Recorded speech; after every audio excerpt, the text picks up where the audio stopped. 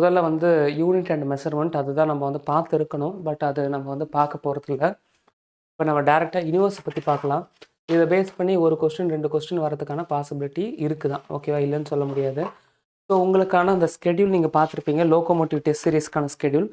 அதில் வந்து பார்த்தீங்க அப்படின்னா ஃபிசிக்ஸ் வந்து பார்த்தீங்கன்னா unit measurement, motion, force, law of motion, gravitation, work energy, power, heat, temperature, wave, sound, light, optics, electric circuit and effect, magnetism, inventions and டிஸ்கவரிஸ்ன்னு சொல்லிட்டு ஃபிசிக்ஸ்க்கான யூனிட்ஸ் வந்து என்னென்னா அவைலபிளாக இருக்குது.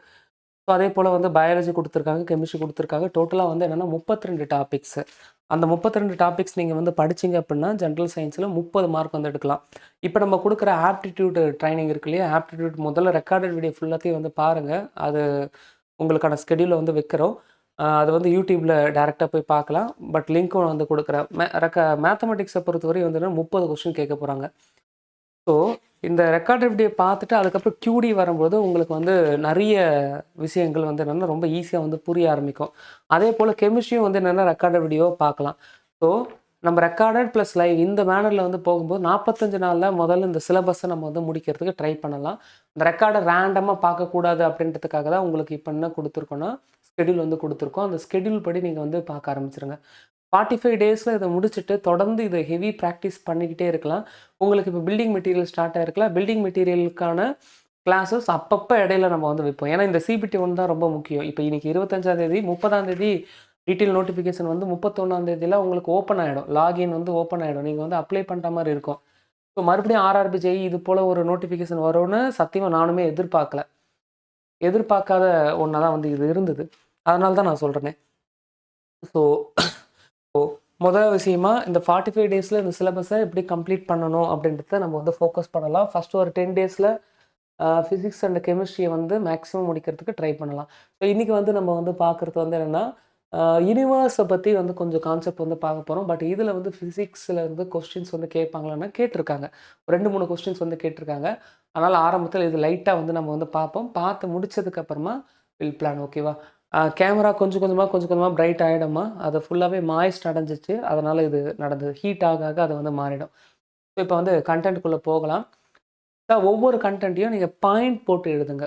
பேப்பர் பின் வச்சுக்கோங்க. நம்பர் 1 என்ன கான்செப்ட் சொல்கிறாரு அப்படின்றத பாயிண்ட் போட்டு எழுதுங்க. ஓகேவா? இதை மாதிரி ஸ்டார்டிங்லேருந்தே பண்ணும்பொழுது ரொம்ப ஈஸியாக இருக்கும். பாயிண்ட் 1 நான் வந்து என்ன சொல்கிறேன் அப்படின்னா காஸ்மாலஜி அப்படின்ற வார்த்தையை வந்து நான் வந்து சொல்கிறேன். அது என்ன சார் காஸ்மாலஜி அப்படின்னா, நீங்கள் இந்த பிரபஞ்சத்தை பற்றி படிக்கிறீங்க, யூனிவர்ஸை பற்றி படிக்கிறீங்கன்னா அந்த படிப்புக்கு பேர் காஸ்மாலஜி. அதுதான் ஃபஸ்ட்டு நம்பர் 1. ஓகேவா? அப்போ முதல் விஷயம் அது என்ன சார் பிரபஞ்சம் அப்படின்னா என்ன, யூனிவர்ஸ் அப்படின்னா என்ன அப்படின்றத நீங்கள் தெளிவாக புரிஞ்சுக்கணும். அந்த யூனிவர்ஸை பற்றி படிக்கிற படிப்புக்கு பேர் காஸ்மாலஜி, ரைட்டு. பட் யூனிவர்ஸ்னால் என்ன, அந்த ஹைரார்கி என்ன அப்படின்றத இந்த பாயிண்ட்லேயும் சேர்த்து எழுதிக்கோங்க. யூனிவர்ஸ்னால் என்ன அப்படின்னா இதுதான் அதுக்கான ஹைரார்கி. ஃபஸ்ட்டு பாயிண்ட் என்ன, யூனிவர்ஸ்னால் என்ன, அதை பற்றி படிக்கிற படிப்புக்கு பேர் காஸ்மாலஜி. ஓகேவா? ஸோ டெக்ஸ்ட் வந்து மங்களாக இருக்குது, நான் பேசுகிறேன், அதை எழுதுங்க. உள்ளத்துலேயே த ஸ்மாலர் யூனிட் எது அப்படின்னு பார்த்தீங்க அப்படின்னா சேட்டலைட் தான். ஓகேங்களா? நம்மளுடைய இந்த ஸ்பேஸை வந்து எடுத்துக்கிட்டிங்க அப்படின்னா அதில் உள்ளதுலேயே வந்து ஸ்மாலர் யூனிட் வந்து எது அப்படின்னா இந்த சேட்டலைட் தான். அந்த சேட்டலைட்டை தாண்டின அடுத்த யூனிட், அதை விட கொஞ்சம் பெருசாக இருக்கிற யூனிட் எது, பிளானட்ஸ். இது எப்படி புரிஞ்சுக்கலாம், மில்லிமீட்டர், சென்டிமீட்டர், மீட்டர், கிலோமீட்டர், அப்படி அந்த வரிசையில் வந்து இன்க்ரீஸ் ஆகும் இல்லையா, அந்த மேனரில் வந்து நம்ம வந்து புரிஞ்சுக்கலாம். உள்ளதுலேயே ஸ்மாலஸ்ட் யூனிட் அப்படின்றது எது அப்படின்னா சேட்டலைட்டுக்கான மீனிங் அண்ட் டெஃபனேஷன்ஸ் என்ன அப்படின்றத நான் சொல்கிறேன். ஒரு பிளானட்டை ஏதாச்சும் ஒன்று சுற்றி வருது அப்படின்னா அது சேட்டலைட். அப்போ பிளானட்டுக்கான டெஃபினேஷன் என்ன, இங்கே நீங்கள் ஹிண்ட் மாதிரி எழுதிக்கலாம். பிளானட்டுக்கான டெஃபினேஷன் என்ன அப்படின்னா அதுக்கு எனர்ஜி தரக்கூடிய சோர்ஸ் இல்லைன்னா அது எதை மையப்படுத்தி இருக்கோ அதை இந்த பிளானட் தனக்கான ஓன் பாத்தில் சுற்றி வருது அப்படின்னா அதுதான் பிளானட். இப்போ நமக்கு எனர்ஜி தரக்கூடிய சோர்ஸ் எது அப்படின்னா சூரியன். இந்த சூரியனை ஒரு மையமாக வச்சு நிறைய கோள்கள் சுற்றி வருது. இப்போ இந்த சூரியனை ஒரு சோர்ஸாக வச்சு ஒரு கோள் வந்து தனக்கான ஓன் பாத், சொந்த பாதையில் சுற்றி வருதுன்னா அதுதான் வந்து பிளானட். ப்ளூட்டோவை பிளானட் அப்படின்ற அந்தஸ்துலேருந்து தூக்கிட்டாங்க இல்லையா, அதை நீங்கள் இங்கே வச்சு தான் நீங்கள் வந்து பார்க்கணும். ஏன் ப்ளூட்டோவை பிளானட் அப்படின்ற அந்தஸ்துலேருந்து தூக்கிட்டாங்கன்னா ப்ளூட்டோவுக்கு சொந்தமாக பாதை கிடையாது. பாதை இல்லை. அப்போ பிளானட்னா என்ன? சொந்தமாக பாத் இருக்கிற எதுவோ அதுதான் பிளானட். சொந்தமாக பாதை வந்து இருக்கணும், அதுதான் வந்து என்னென்னா பிளானட். அப்போ சேட்டலைட்னா என்ன? பிளானட்டை சுற்றி வரணும், அதுதான் சேட்டலைட். பிளானட்டை சுற்றி வரணும், அதான் சேட்டலைட். சேட்டலைட் நேச்சுரல் ஆர்டிஃபிஷியல் ரெண்டாக வந்து பிரியும். இங்கே எழுதிக்கோங்க, சேட்டலைட் நேச்சுரல் ஆர்டிஃபிஷியல்னு சொல்லிட்டு ரெண்டாக வந்து பிரியும். அது என்ன சார் நேச்சுரல், அது என்ன சார் ஆர்டிஃபிஷியல் அப்படின்னா, இப்போ ஜிபிஎஸ் சிஸ்டம் இருக்குன்னு வச்சுக்கோங்களேன். ஜிபிஎஸ் சிஸ்டத்தில் மொத்தம் 24 சேட்டலைட் இருக்குது. அமெரிக்காக்காரன் லான்ச் பண்ணியிருக்கான். இந்தியாவும் நமக்கான நேவ் ஸ்டார்ன்றதும் ஒரு பொசிஷனிங் சிஸ்டம் தான். ஓகேங்களா? க்ளோனாஸ் ஒரு பொசிஷனிங் சிஸ்டம் தான். பொசிஷனிங் சிஸ்டம் என்ன? பூமியில் எங்கே இருந்தாலும் கண்டுபிடிக்கக்கூடிய ஒரு சிஸ்டம். அதுக்கு என்ன தேவைப்படுது? சேட்டலைட் தேவைப்படுது. அப்போ சேட்டலைட்னா என்ன? பிளானட்டை சுற்றி வரணும். அப்போ பிளானட்டை சுற்றி வரக்கூடிய ஒரு மர்ம பொருள் சேட்டலைட், அவ்வளோதான். அது நம்ம லான்ச் பண்ணி கூட பிளானட்டை சுற்றி வரலாம், இல்லை நேச்சுரலாகவும் பிளானட்டை சுற்றி வரலாம். நேச்சுரலாக பிளானட்டை சுற்றி வரக்கூடிய சேட்டலைட் நம்ம பூமிக்கு நிலா. அப்போ இந்த சேட்டலைட் 2 வகை, ஒன்று நேச்சுரல், இன்னொன்று ஆர்டிஃபிஷியல். பிளானட் சோர்ஸை தனக்கான சொந்த பாதையில் சுற்றி வரணும், அதுதான் பிளானட். ப்ளூட்டோ, நெப்டியூன், ப்ளூட்டோவை பிளானட்ன்ற தகுதியை விட்டு நீக்கிறதுக்கு காரணம் அதுக்கு சொந்த பாதை கிடையாது. இப்போ இந்த சேட்டலைட், பிளானட் இவங்கெல்லாம் சேர்ந்து ஒரு சோர்ஸை சுற்றி வராங்கள, இதை ஃபேமிலின்னு நம்ம வந்து சொல்லுவோம், ஒரு குடும்பம் சொல்லுவோம். அதுதான் இங்கே சோலார் சிஸ்டம், சூரிய குடும்பம் அப்படின்னு சொல்கிறோம். நம்ம சுற்றி வர்றது ஒரு சூரியன் அப்படின்ற ஒரு இதுவை வச்சு நம்ம வந்து சுற்றி வரோம். அப்போ அந்த சூரியன்னா என்ன? அது ஒரு நட்சத்திரம். சூரியன் இஸ் எ ஸ்டார். அப்போ ஸ்டாருக்கான டெஃபினேஷன் என்ன அப்படின்றத பார்க்கணும். ஓகேவா?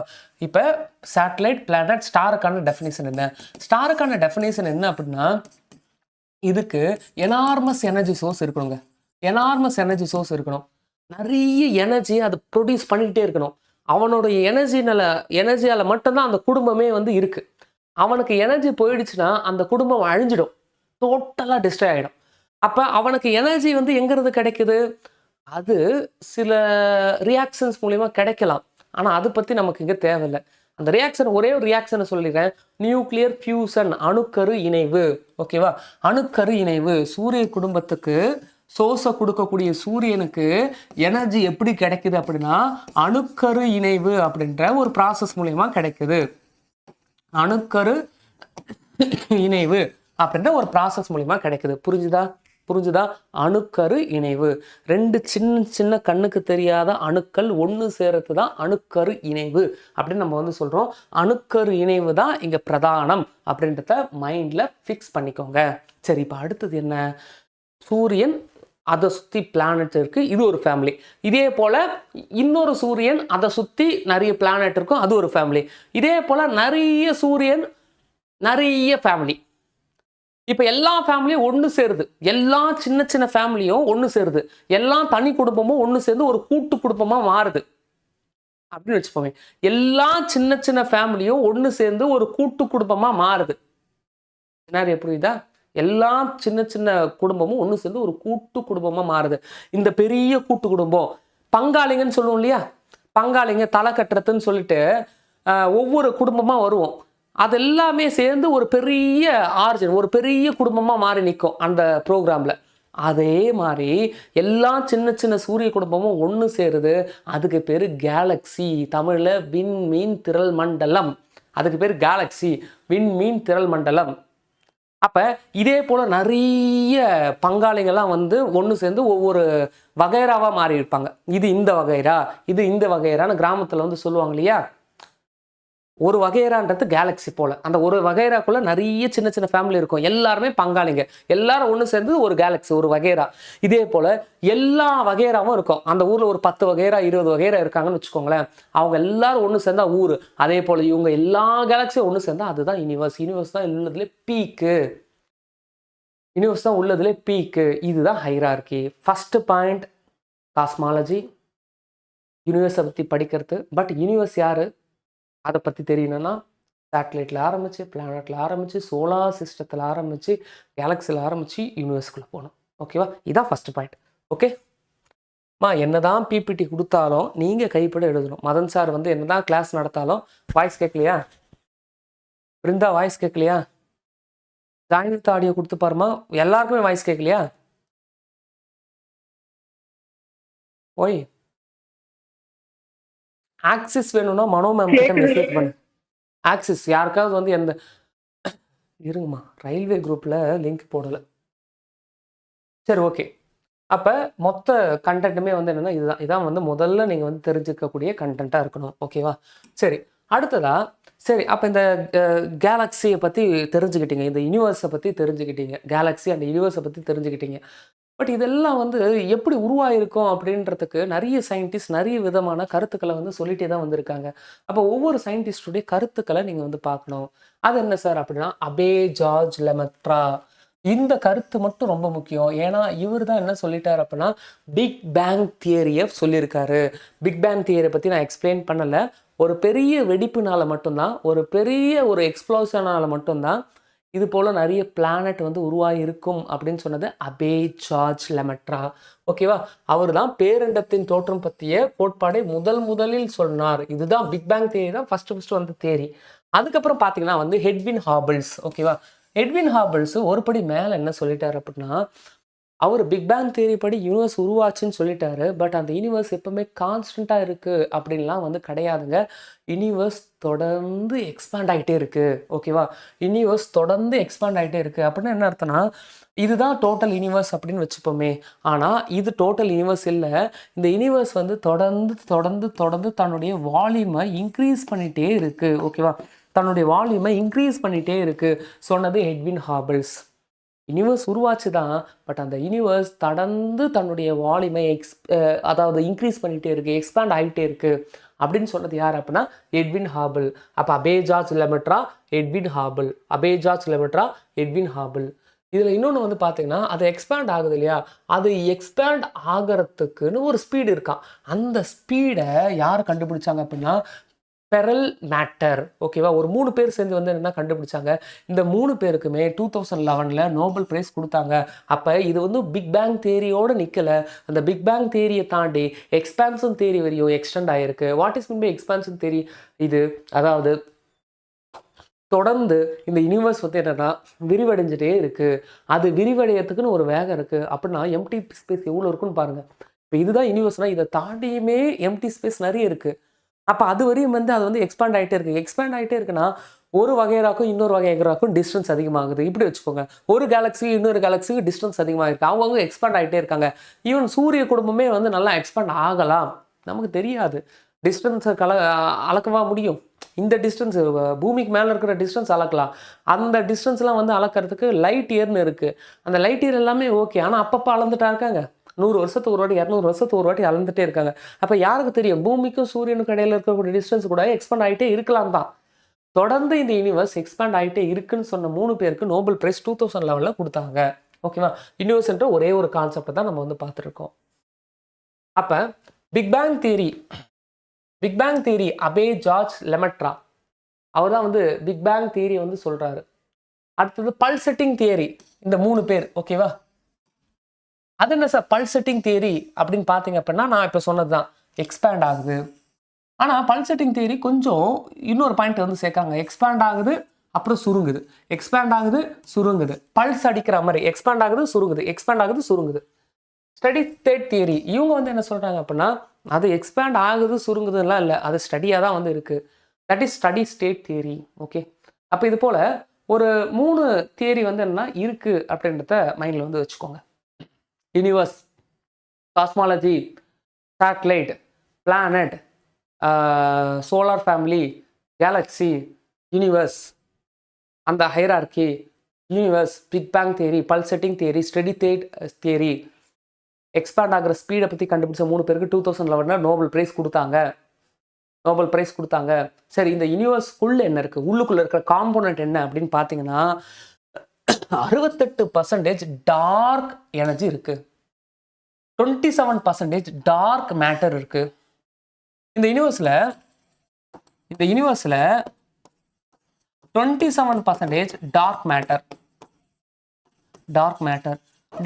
மேட்டர்னா என்ன? பருப்பொருள். மேட்டர்னா என்ன? சம் வால்யூமை அதை ஆக்குபை பண்ணியிருக்கணும், சம் மாஸ் அதுக்கு இருக்கணும். அதுதான் வந்து டார்க் மேட்டர். பூமினா அது குறிப்பிட்ட வால்யூம் இருக்கணும், பருமன் இருக்கணும், குறிப்பிட்ட இடத்த அடைச்சிக்கணும், அதே போல் அதுக்குன்னு குறிப்பிட்ட நிறை இருக்கணும். அதான் டார்க் மேட்டர். அப்போ நீங்கள் இவ்வளோதான் சொல்கிறீங்க, சூரியன் இருக்குது, பூமி இருக்குது, சூரியன் போல் நிறைய சூரியன்கள் இருக்குது, நிறைய கோள்கள் இருக்குது. நம்ம ஒரு குடும்பத்திலே 8 கோள்கள் இருக்கு இல்லையா? அதே போல் எத்தனையோ குடும்பம் சேர்ந்து தான் கேலக்ஸி, அதே போல் எத்தனையோ கேலக்ஸி சேர்ந்து தான் யூனிவர்ஸ். எல்லாம் ஓகே. அதெல்லாம் நெருக்கமாக இருக்கான்னு கேட்டால் நெருக்கமாக இல்லை. சூரியனுக்கும் பூமிக்கு இடையிலுமே டிஸ்டன்ஸ் கேப் இருக்குது.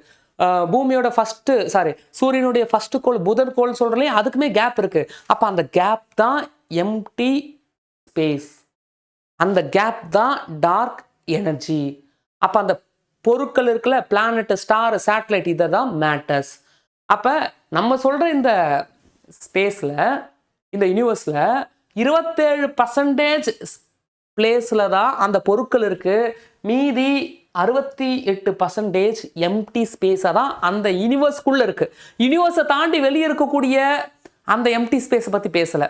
அந்த எம்டி ஸ்பேஸ் இருக்கிறதுனால தான் இந்த டோட்டல் யூனிவர்ஸுமே எக்ஸ்டெண்ட் ஆகுது.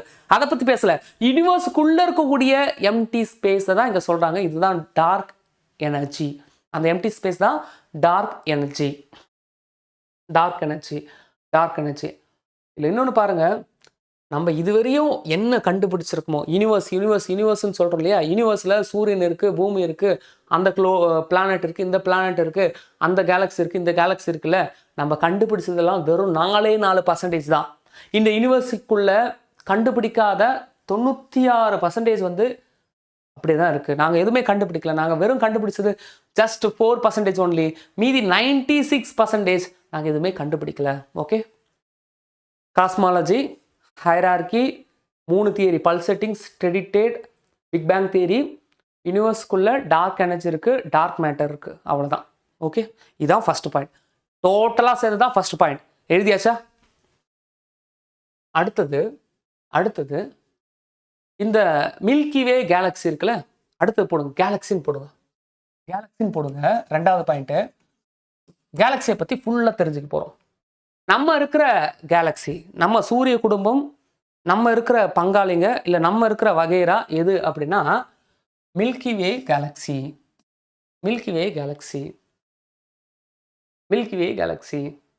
ஓகேவா? இப்போ நம்ம குடும்பத்துக்கு பக்கத்தில், நம்ம சூரிய குடும்பத்துக்கு பக்கத்தில், இல்லை நம்ம இருக்கிற கேலக்ஸிக்கு பக்கத்தில் யார் இருக்கா? நம்ம இருக்கிற கேலக்ஸிக்கு பக்கத்தில் யார் இருக்கா? மில்கி வே கேலக்ஸிக்கு பக்கத்தில் யார் இருக்கா? இல்லை பூமிக்கு பக்கத்தில் யார் இருக்கான்னா ஆந்த்ரோமெடா கேலக்ஸி,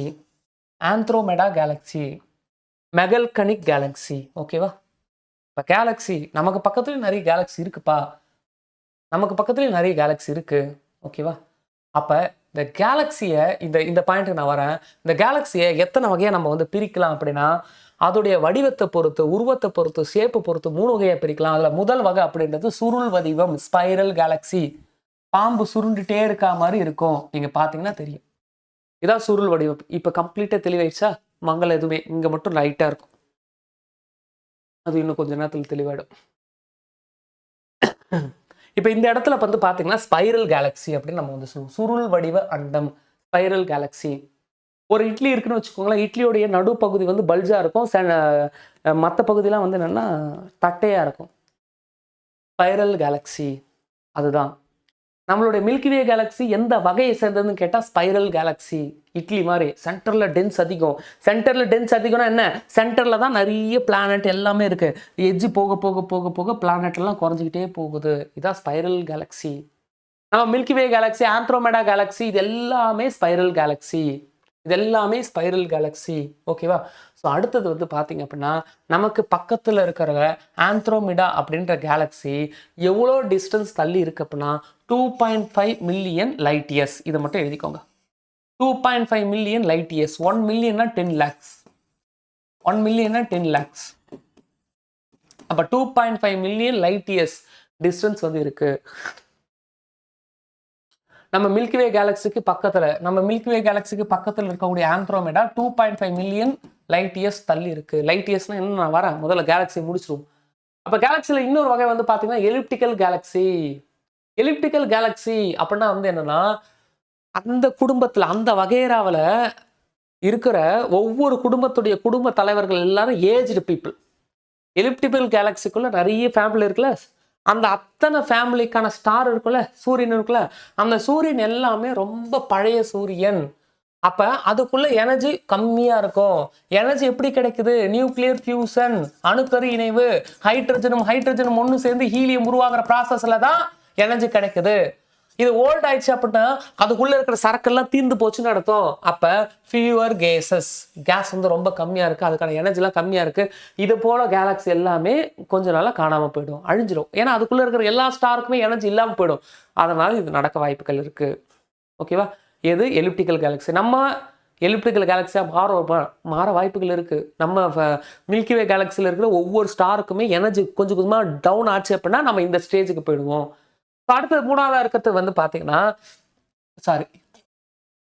அடுத்த மூணாவதாக இருக்கிறது பார்த்தீங்கன்னா இதுக்கு எக்ஸாம்பிள் சேர்த்து எழுதுங்க. மெசியர் 89. இதுக்கு எக்ஸாம்பிள் மெசியர் 89. மூணாவதாக இருக்கிற கேலக்ஸி இர்ரெகுலர் கேலக்ஸி அப்படின்னு சொல்லக்கூடிய ஒழுங்கற்ற வடிவம். இந்த கேலக்சிக்குள்ள இருக்கக்கூடிய ஒவ்வொரு குடும்பத்துடைய ஸ்டார்ஸுமே யங் ஸ்டார்ஸ், நிறைய கேஸஸ் அதுக்குள்ள இருக்கு. இவங்க பயங்கர எனர்ஜெட்டிக்கோடு இருக்காங்க. அப்போ ஒரு கேலக்ஸி உருவானது இர்ரெகுலர் கேலக்ஸியாக உருவாயிருக்கும். அந்த கேலக்ஸி மெச்சூர் ஆனது அந்த ஃபர்ஸ்ட் ஒரு இது பார்த்தோம்னா இட்லி ஷேப்பில் இருக்கக்கூடிய அந்த ஷேப்பில் வந்து என்னென்ன இருக்கும். ஓகேவா? ஸோ கடைசியாக தான் வந்து என்னென்னா எலிப்டிக்கல் ஷேப்புக்கு வந்து என்னென்னா போகும். ஓகேவா? அப்போ உருவாகும் பொழுது இரெகுலராக இருந்தது, மெச்சூர் ஆகும்போது ஸ்பைரலாக இருந்தது, கடைசியில் வந்து எலிப்டிக்கலாக மாறுது. இதுதான் கேலக்சிஸ். நம்ம இப்போ எங்கே இருக்கோம்னா மெச்சூர்டு ஸ்டேட்டில் இருக்கக்கூடிய ஷேப்பில் இருக்கும். ஷேப்பை பொறுத்து மெசிமர் 89, ஆந்த்ரோமெடா இதெல்லாம் கேலக்ஸிக்கான நேமு. நான் இப்போ சொன்ன irregular Galaxy, elliptical Galaxy, spiral Galaxy அப்படின்றது கேலக்ஸிக்கான டைப்ஸு. அப்போ நீங்கள் என்ன பண்ணோம்? கேலக்ஸி போட்டுடணும். கேலக்ஸி நோட்ஸ் மேக்கிங்கிறது ஒரு ஆர்ட், ஒரு கலை.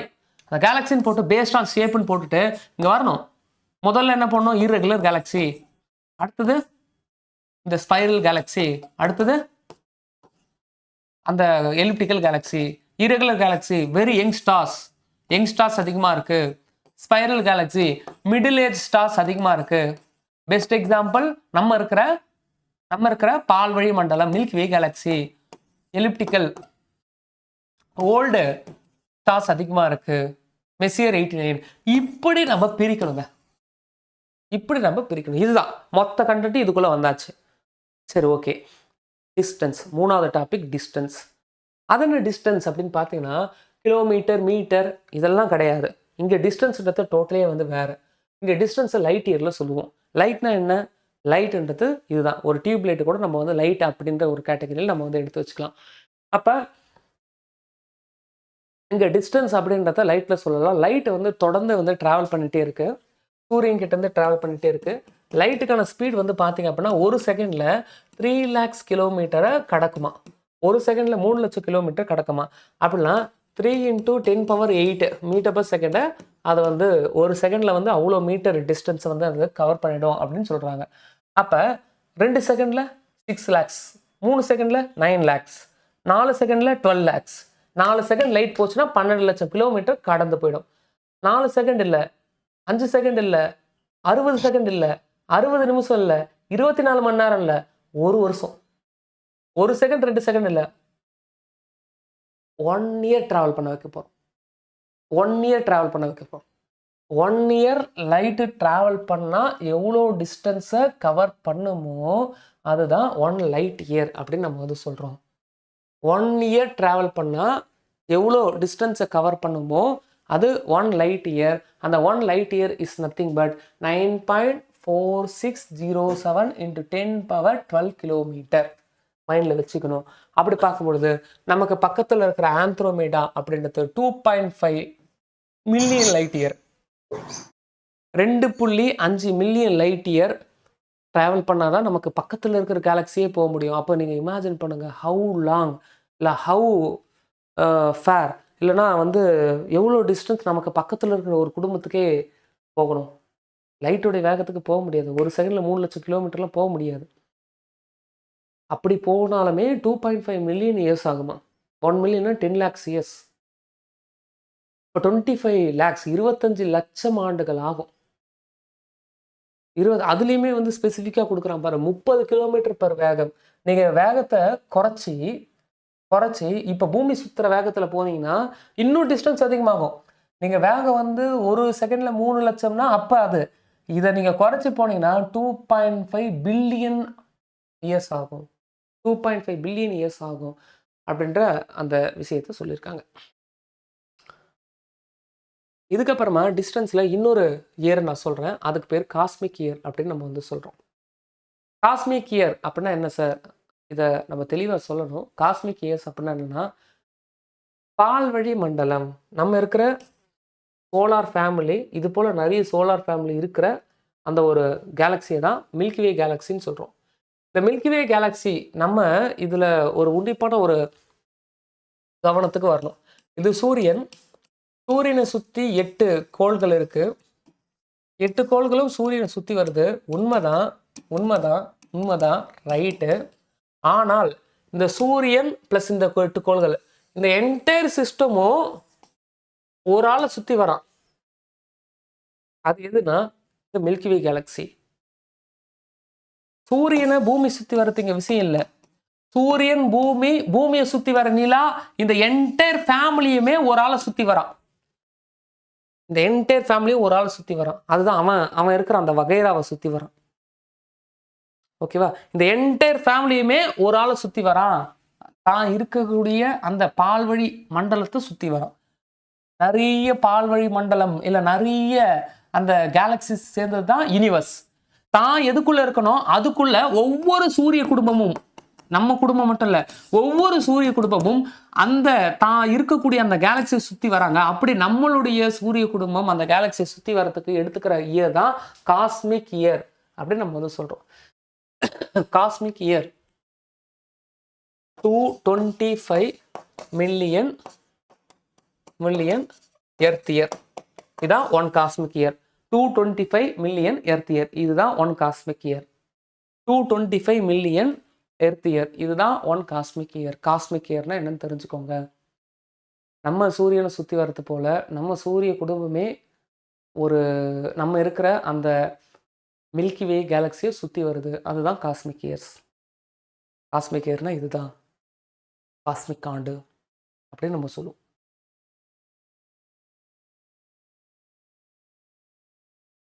மொத்தம் யூனிவர்ஸ் என்னன்னு பார்த்தோம், கேலக்ஸி என்னன்னு பார்த்தோம்.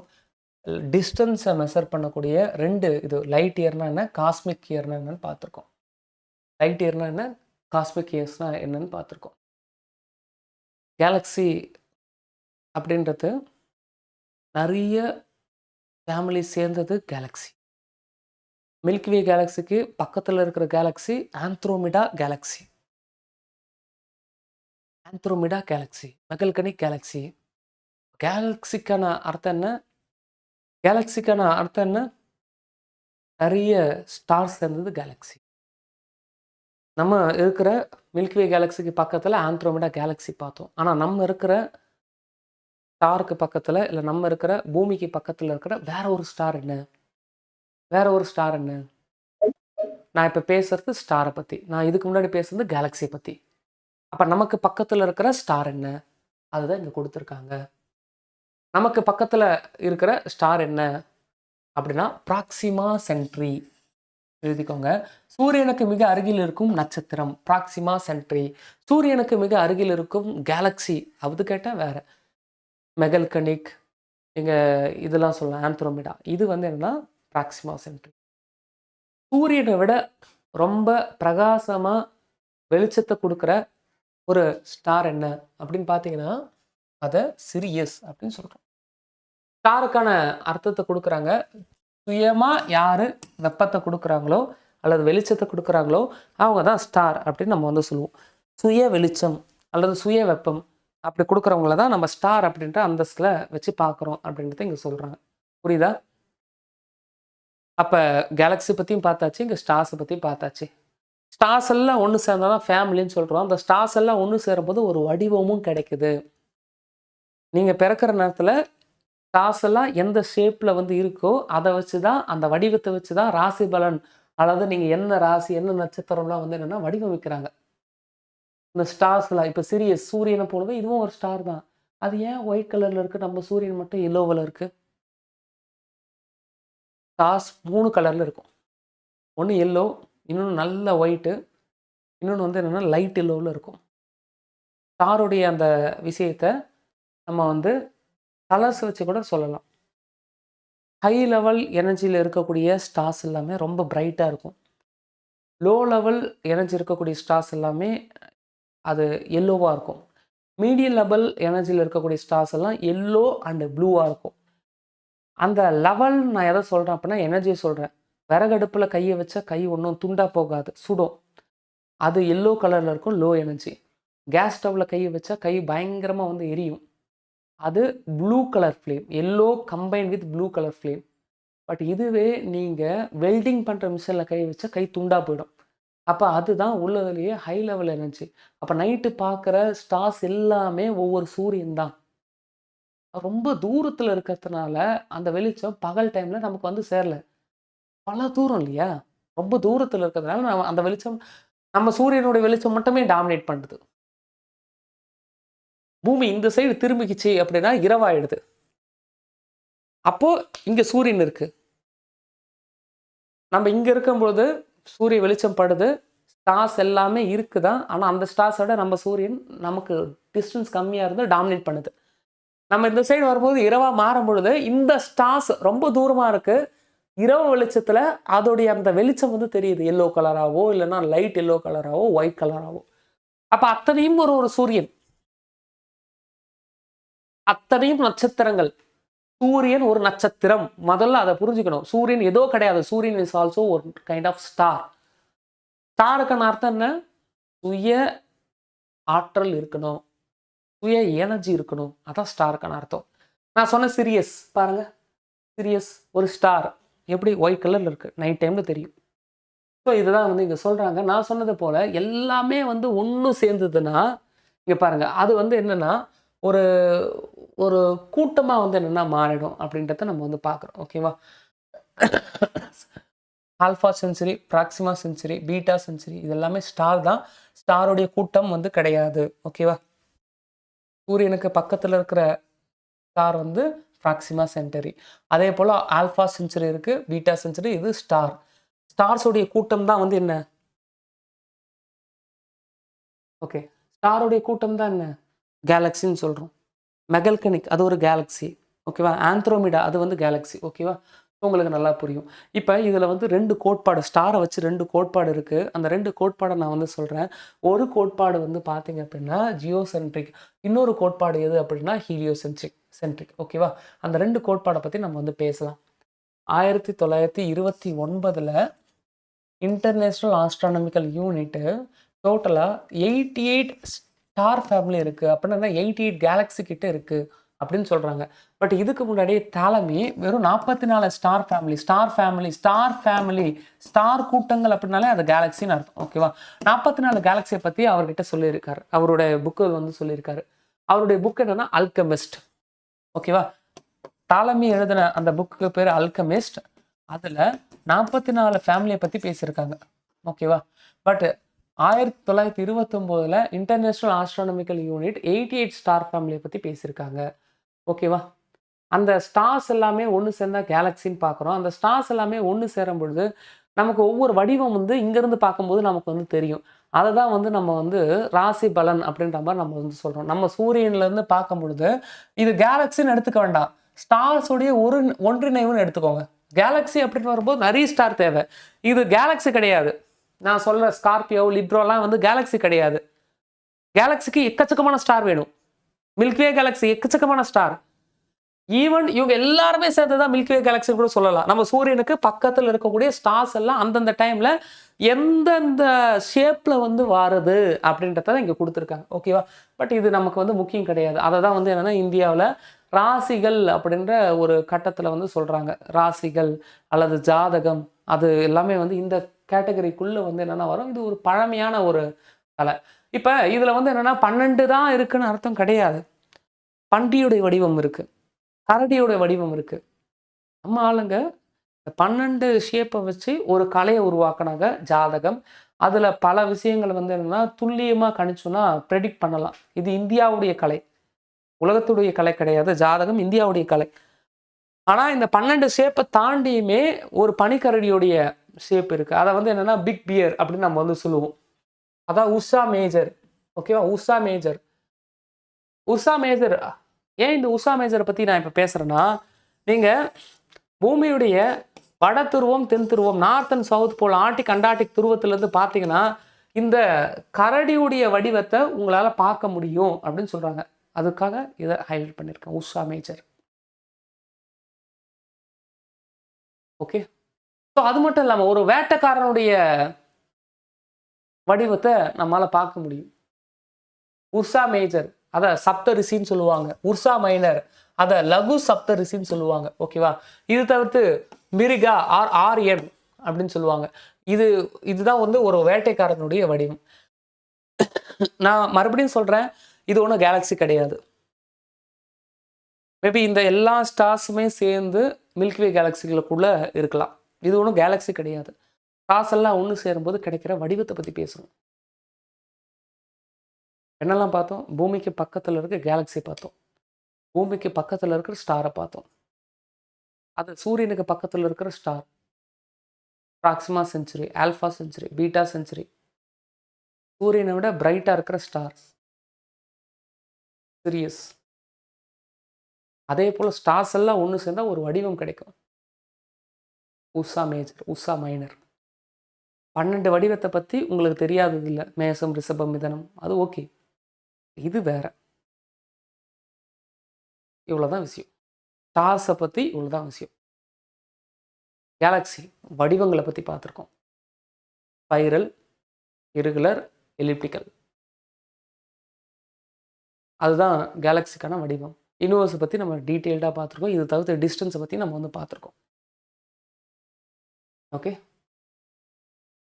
இந்த இடத்த பற்றி நான் ஏற்கனவே சொல்லிட்டேன். பேஸ்ட் ஆன் தி கலர், நம்மளுடைய கலரை பொறுத்து, ஸ்டாருடைய கலரை பொறுத்து அவங்களுக்குள்ள எவ்வளோ எனர்ஜி இப்போ இருக்குது அப்படின்றத சொல்லலாம். அதை தான் நான் ஆல்ரெடி சொல்லிட்டேன். ரொம்ப பிரைட்டாக இருக்குது, ரொம்ப ஆரஞ்சாக இருக்குது அப்படின்னா அதுக்குள்ளே எவ்வளோ எனர்ஜி இருக்குது அப்படின்றத இதை வச்சு பார்க்கலான்னு நான் சொல்லிட்டேன். ஓகேவா, அடுத்தது நம்ம எப்படி காஸ்மிக் இயர் பார்த்தோமோ, லைட் இயர் பார்த்தோமோ, இது தவிர்த்து இன்னும் ஒரு 2 டிஸ்டன்ஸை பற்றி பார்க்குறோம். இது அந்த டிஸ்டன்ஸ் பார்த்தோம்லையே அந்த இடத்துல போய் எழுதுங்க, இது தனியாக எழுதக்கூடாது, இது அங்கே போய் தான் எழுதணும். ஓகேவா, ஸோ இப்படி தான் வந்து நோட்ஸ் வந்து என்னென்னா மேக் பண்ணணும். இது மாதிரி பண்ணிங்கன்னா ரிவிஷனுக்கு பயங்கர யூஸ்ஃபுல்லாக இருக்கும். Light year, cosmic year, astronomical unit, parsec. அது என்ன ஆஸ்ட்ரானமிக்கல் யூனிட் அப்படின்னு பார்த்தீங்கன்னா, பூமிக்கும் சூரியனுக்கும் இடையில எவ்வளோ டிஸ்டன்ஸ் ஆன் ஆவரேஜாக இருக்கோ அந்த ஆன் ஆவரேஜ் டிஸ்டன்ஸ் தான் ஆஸ்ட்ரானமிக்கல் யூனிட் அப்படின்னு நம்ம வந்து சொல்கிறோம். அப்படி பார்க்கும்பொழுது 1 AU அப்படின்றது என்ன அப்படின்னா 1.496 × 10⁸ கிலோமீட்டர். இதுதான் ஒரு ஆஸ்ட்ரானமிக்கல் யூனிட். அது சராசரி தூரம். சூரியனை பூமி உட்பட அத்தனை கோள்களும் வட்டப்பாதையில் சுற்றலை.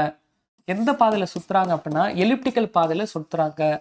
அப்போ இந்த சைடு மேஜர் ஆக்சிஸ்னும் இந்த சைடு மைனர் ஆக்சிஸ்ன்னு சொல்லுவோம். அப்படி major axis minor axis influence ஆகிற இந்த இடத்துல we can get average distance only x1 x2 by 2. அந்த ஆவரேஜ் டிஸ்டன்ஸ் தான் 1 astronomical unit. Okay, 1 astronomical unit என்னன்னு தெரியுதா?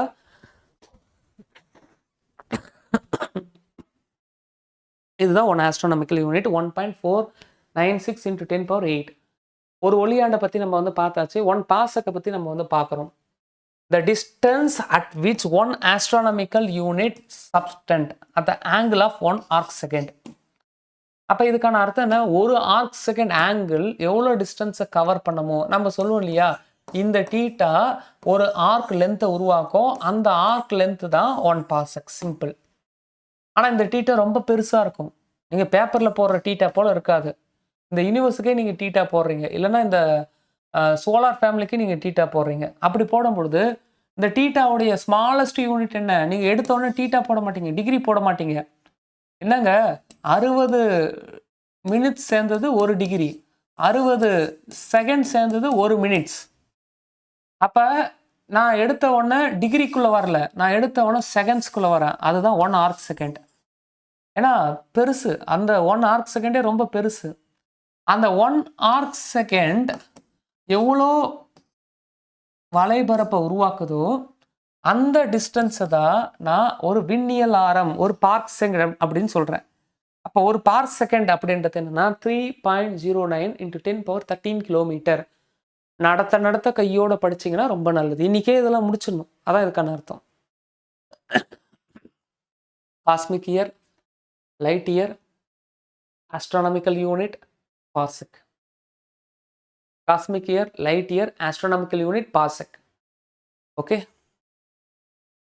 ஸோ அடுத்தது சூரியனுக்கும் பூமிக்கும் இடையில இருக்கக்கூடிய அந்த டிஸ்டன்ஸை தான் ஒரு ஆஸ்ட்ரானமிக்கல் யூனிட் அப்படின்னு நம்ம வந்து சொல்கிறோம்.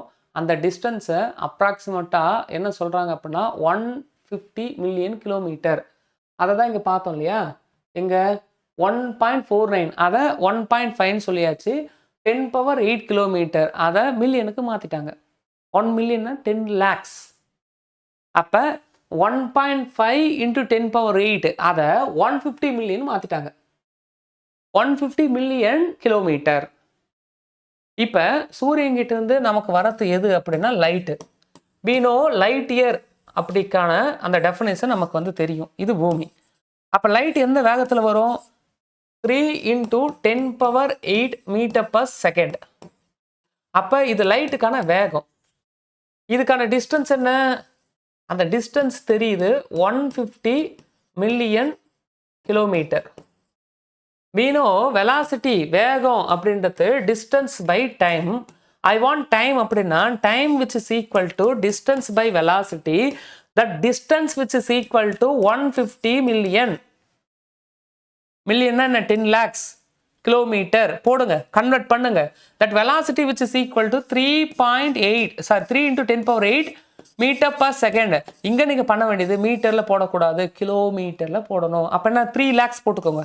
3 lakhs கிலோமீட்டர் பர் செகண்ட் போட்டுக்கிட்டிங்கன்னா இந்த செகண்ட்ஸ் மேலே போயிடும். இந்த ஃபைனல் ஆன்சர் செகண்ட்ஸில் கிடைக்கும். அந்த ஃபைனல் ஆன்சர் செகண்ட்ஸில் கிடைக்குது இல்லையா, அந்த செகண்ட்ஸ் 500 செகண்ட் கிடைக்கும். டிவைடட் பை 60 போடுங்க, அது மினிட்ஸாக மாறும். 8 minutes 20 செகண்ட் கிடைக்கும், அல்லது 8.3 minutes கிடைக்கும். இதுதான் உங்களுக்கு தேவை. இதுக்கான அர்த்தம் என்னன்னா, சூரியன் கிட்ட இருந்து அவனுடைய வெளிச்சம் நம்ம பூமிக்கு வந்து சேர 8 நிமிஷம் ஆகும். 8 நிமிஷம் 20 செகண்ட் ஆகும். சூரியன் கிட்ட இருந்து அவனுடைய வெளிச்சம் பூமிக்கு வந்து சேர 8 minutes 20 செகண்ட் ஆகும், அல்லது 8.3 minutes ஆகும் அப்படின்றத நான் சொல்றேன். 8 minutes 20 செகண்ட். இதில் எது இன்வால்வ் ஆகுது? லைட் இயர் வச்சு நம்ம பேசுகிறோம், ப்ளஸ் காஸ்மிக் இயர் வச்சும் நம்ம வந்து பேசுகிறோம். லைட் இயர் வச்சு பேசுகிறோம், ப்ளஸ் ஆஸ்ட்ரானமிக்கல் யூனிட் வச்சு நம்ம பேசுகிறோம். அதை வச்சு தான் இந்த நம்ம கண்டுபிடிக்கிறோம். சாரிம்மா. சரி, அப்போ இது அடுத்த பாயிண்ட்டாக சேர்த்து எழுதணும். Light year, cosmic year, astronomical unit, parsec, சூரியன்கிட்ட இருந்து பூமிக்கு வரக்கூடிய அந்த டைம். இதை அந்த இடத்துல போய் பாயிண்ட்டாக எழுதணும். இதுதான் ஆர்ட்ஸ் ஆஃப் நோட் மேக்கிங். கண்ணா பின்னான்னு இருக்கிறத ஒரு கேட்டகரிஸ் வைஸ் பிரித்து, அதை பாயிண்ட் வைஸ் பிரித்து பாக்ஸாக போட்டு எழுதிட்டீங்கன்னா நீங்கள் ரிவிஷன் அப்போ அவ்வளோ பிரமிக்க வேண்டிய அவசியம் இல்லை. நான் இன்னொன்று சொல்லவா? இதில் நம்ம வந்து ஆஸ்ட்ரானமிக்கல் யூனிட் எழுதும்போது சராசரி டிஸ்டன்ஸ் சொன்னோம் இல்லையா, அந்த இடத்துல கெப்லரின் விதிகளை போய் சேர்க்கலாம். அந்த இடத்துல கேப் இருந்தால், இப்போ நீங்கள் எழுதுறதுல ரஃப் நோட்ஸு, அதுக்கப்புறம் அதை ஃபேராக மாற்றணும். இதுதான் மேக்கிங் ஆஃப் நோட்ஸ். இதுதான் பண்ணணும். இதை பண்ணுறதுக்கு தான் நேரம் எடுக்கும். இதை ஒரு வாட்டி பண்ணிட்டு அந்த சிலபஸை முடிச்சிங்கன்னா நீங்கள் ஒரு எக்ஸாம் இல்லை, நிறைய எக்ஸாம் கிளியர் பண்ணலாம். இது யாரும் பண்ண மாட்டாங்க. நம்ம பிரெயின் வந்து யோசிக்கணும். இங்கே வந்து இன்புட்டை உள்ளே போகிறது விஷயம் இல்லை, அந்த இன்புட்டை ரீகலெக்ட் பண்ணுறது தான் பெரிய விஷயம். அப்போ ரீகலெக்ட் பண்ணுறதுக்கு முக்கியமான ஒரு கலை என்னென்னா நோட்ஸ் மேக்கிங். அதில் தான் எல்லாரும் தோற்று போகிறாங்க. நோட்ஸ் மேக்கிங்க்கு டைம் எடுக்கும், அதில் தான் தோற்று போகிறாங்க. ஏன் அந்த டைம் எடுக்கிறது டைம் ஆஃப் வேஸ்ட்டுன்னு நிறைய கேண்டிடேட்டுடைய மைண்டில் யாரோ ஒரு ஆள் பதிய வச்சுட்டாங்க. No, it is not a time of waste. நமக்கு அப்படி தெரியும். இதுக்கு நோட்ஸ் எடுக்கவே 1 day ஆகும். நேற்று எடுத்த சார் என்ன எடுத்தார், பிரிக்கா, அதுக்கு நோட்ஸ் எடுக்கவே 1 day ஆகும்.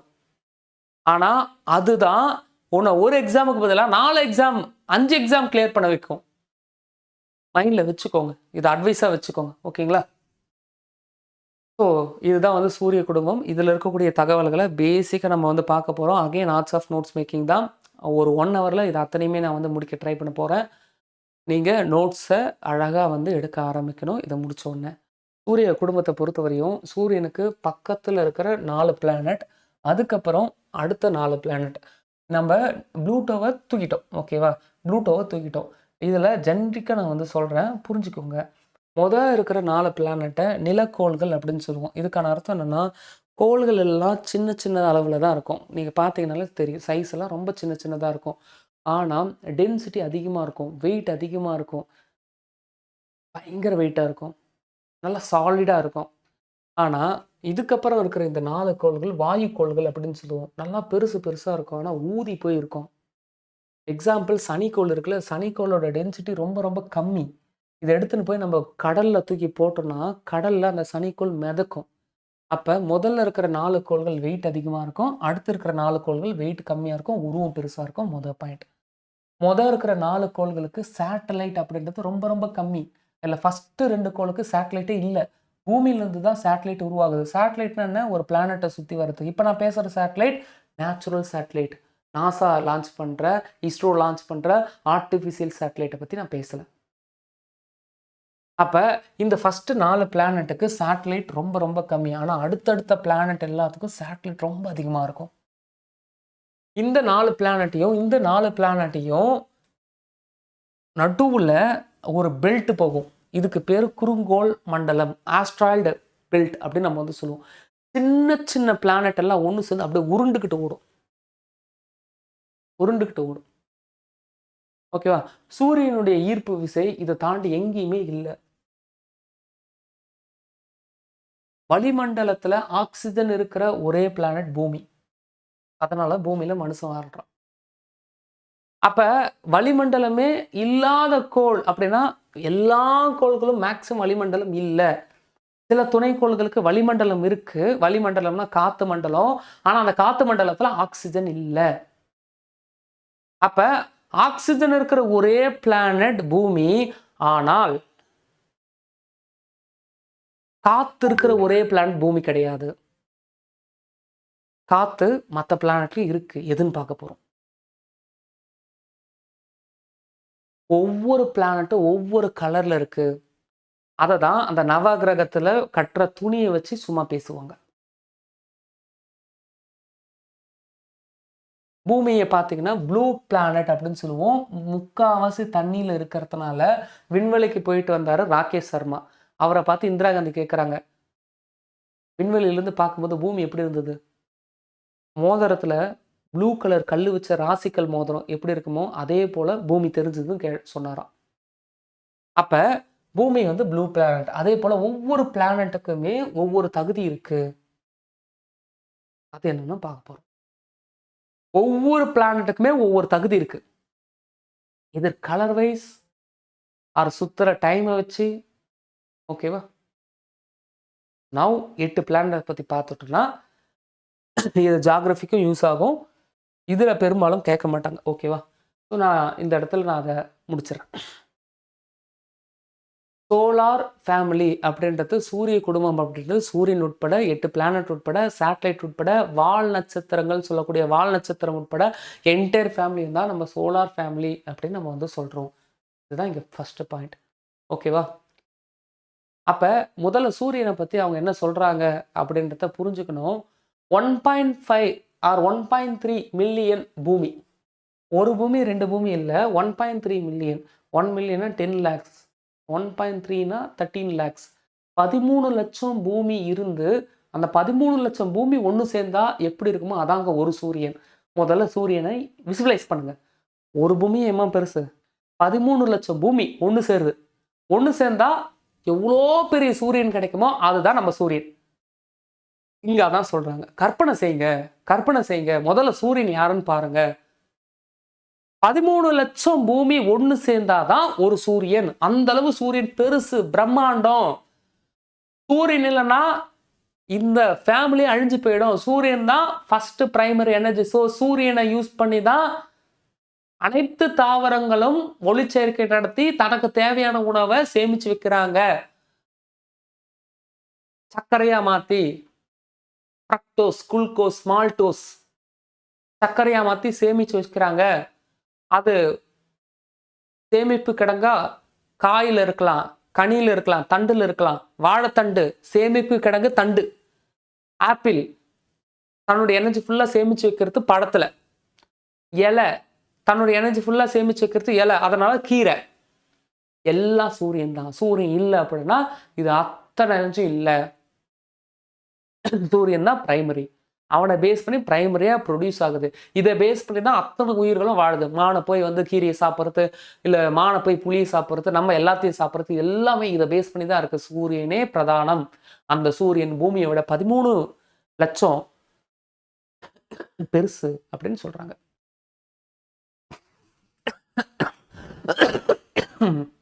2 தியரி இருக்கு. தாலமி அல்கமிஸ்ட் புக்கில் 44 சூரிய ஒருங்கிணைவை பற்றி பேசுகிற அந்த தாலமி என்ன சொல்லியிருக்காரு அப்படின்னா, புவி மைய மாதிரி ஜியோசென்ட்ரிக் ஃபெயிலியர். அது என்ன ஜியோசென்ட்ரிக் அப்படின்னா, பூமியை மையமாக வச்சு சூரியன் உட்பட 7 பிளானட்டு பூமியை சுற்றி வருது அப்படின்னு சொல்லிட்டார். தப்பு பண்ணிட்டார். பூமி சென்டரா இருக்கான், சூரியன் உட்பட அத்தனை பிளானட்டும் இந்த பூமியை சுற்றி வருதுன்னு சொல்லிட்டாரு. தப்பு. அதை தப்புன்னு உடச்சி பேசுனது யார் அப்படின்னா செகண்ட் கோப்பர்னிக்கஸ். அந்த செகண்ட் கோப்பர்னிக்கஸ் தான் என்ன சொல்றாரு அப்படின்னா, சூரியன் தான் சென்டரா இருக்கு. அந்த தியரிக்கு பேர் ஹீலியோசென்ட்ரிக், சூரிய மைய கோட்பாடு. அது ஏன் ஹீலியோசென்ட்ரிக் பேர் வைக்கிறாங்க அப்படின்னா, ஹீலியம் ஹைட்ரஜன் ஒன்று சேர்ந்து ஹீலியம் உருவாகுது இல்லையா, அதனால ஹீலியோசென்ட்ரிக். ஹீலியம் உருவாகத்தினால தான் சூரியனுக்கு எனர்ஜி இருக்கு. சூரியனுடைய அந்த எனர்ஜி கணக்கிடுறதுக்கு ஹீலியோமீட்டர் யூஸ் ஆகுது. ஹீலியோன்ற வார்த்தை வெப்பத்தை கணக்கிடும். மைண்டில் ஃபிக்ஸ் பண்ணணும், வெப்பத்தை கணக்கிடும். அப்போ ஜியோசென்ட்ரிக் ஹீலியோசென்ட்ரிக். ஹீலியம் இருக்கிற சூரியனை மையப்படுத்தி சுற்றுது ஹீலியோசென்ட்ரிக். 1.3 மில்லியன் பூமிகள் எல்லாம் ஒன்று சேர்ந்தது தான் ஒரு சூரியன். 1.3 மில்லியன். அப்போ அந்த ஒரு சூரியனை பற்றி நீங்கள் பார்க்கணும் அப்படின்னா, சூரியனை இன்டர்னலாக பகுத்தாய்ந்து நம்ம பார்க்கணும். உள்ளுக்குள்ள இருக்கிறது இன்னர் கோர், பயங்கரமான ஒரு ப்ளூவா இருக்கு பாருங்க. அதுக்கான அர்த்தம் என்ன? பயங்கர எனர்ஜியோட இருக்கு. கேஸ்ல இருக்கிற அந்த எனர்ஜி பயங்கர ப்ளூ. ஸோ அதுக்கு அடுத்ததா இருக்கக்கூடியது கதிர்வீச்சு மண்டலம், பயங்கர ரேடியேஷன்ஸ் இருக்கக்கூடிய ரேடியேட்டிவ் ஜோன். அதுக்கப்புறம் கன்வெக்ஷன் என மண்டலம். கன்வெக்ஷன் என்னன்னு நான் பிற்காலத்தில் நான் சொல்றேன். இது கன்வெக்ஷன் ப்ராசஸ் எல்லாம் நடக்கிற இடம். அதுக்கு வெளியில ஒளி வட்டம், நல்ல பிரைட்டான அந்த வட்டம் போகும். அதுக்கு வெளியில டார்க்கான அந்த ரெட் கலர் இருக்கு. அந்த கலரை ரெப்ரசன்ட் பண்றது குரோமோஸ்பியர். அந்த கலரை சொல்றது குரோமோ. இதெல்லாம் கலரை பேஸ் பண்ணியிருக்கிற வார்த்தைகள். இதுதான் இந்த சூரியன். அப்ப இந்த சூரியனுடைய மையத்தில் ஆரம்பிச்சு வெளியே இருக்கக்கூடிய அடுக்குகள் இதுதான். சூரியன்ல 70% ஹைட்ரஜனும் 27% ஹீலியமும் இருக்கு. ஹைட்ரஜன் ஒன்று சேர்ந்தா ஹீலியம். ஓகேவா? சூரியனுடைய சென்டர்ல 3 பார்ட் இருக்கு. அது என்ன பார்ட் அப்படின்னா, core, radioactive zone, convective zone. அதுதான் நான் இங்க சொல்றேன். சூரியனுடைய அந்த சென்டர்ல core, radioactive zone and convective zone சொல்லிட்டு 3 ஜோன் இருக்கு. 3 ஜோன் இருக்கு. அதுக்கு வெளியே பாத்தீங்கன்னா குரோமோஸ்பியர், குரோமான்னு சொல்லிட்டு 2 ஜோன் இருக்கு. அதுக்கு வெளியே பாத்தீங்கன்னா குரோமோஸ்பியர், குரோனான்னு சொல்லிட்டு ஒரு 2 ஜோன் இருக்கு. இந்த 2த்துக்கும் இடையில இருக்கக்கூடிய அந்த ஜோனை ஒளிப்படலம் அல்லது போட்டோஸ்பியர் அப்படின்னு நம்ம சொல்றோம். இதான் மேற்பரப்பு. இந்த மேற்பரப்பை போட்டோஸ்பியர் அப்படின்னு சொல்றோம். போட்டோஸ்பியரை நீங்க எங்க பார்க்கலாம் அப்படின்னா, ஜஸ்ட் ஆப்பிளோடைய தோலை சீவன ஒன்று இருக்கிறது, மரத்தோடைய பட்டையை சீவன ஒன்று இருக்கிறது. அது எங்கன்னா இதுதான் ஆப்பிளுடைய தோல், நிறமண்டலம், குரோமோஸ்பியர். இதை சீவன ஒன்று உள்ள ஃபர்ஸ்ட் லேயரா இருக்கு இல்லையா, அதுதான் போட்டோஸ்பியர். அப்ப ஒரு ஜோன் இன்னர் ஜோன், இன்னொரு ஜோன் அவுட்டர் ஜோன், 2 ஜோனுக்கு நடுவில் இருக்கிறது போட்டோஸ்பியர், ஒளிமண்டலம். இதான் சூரியன்.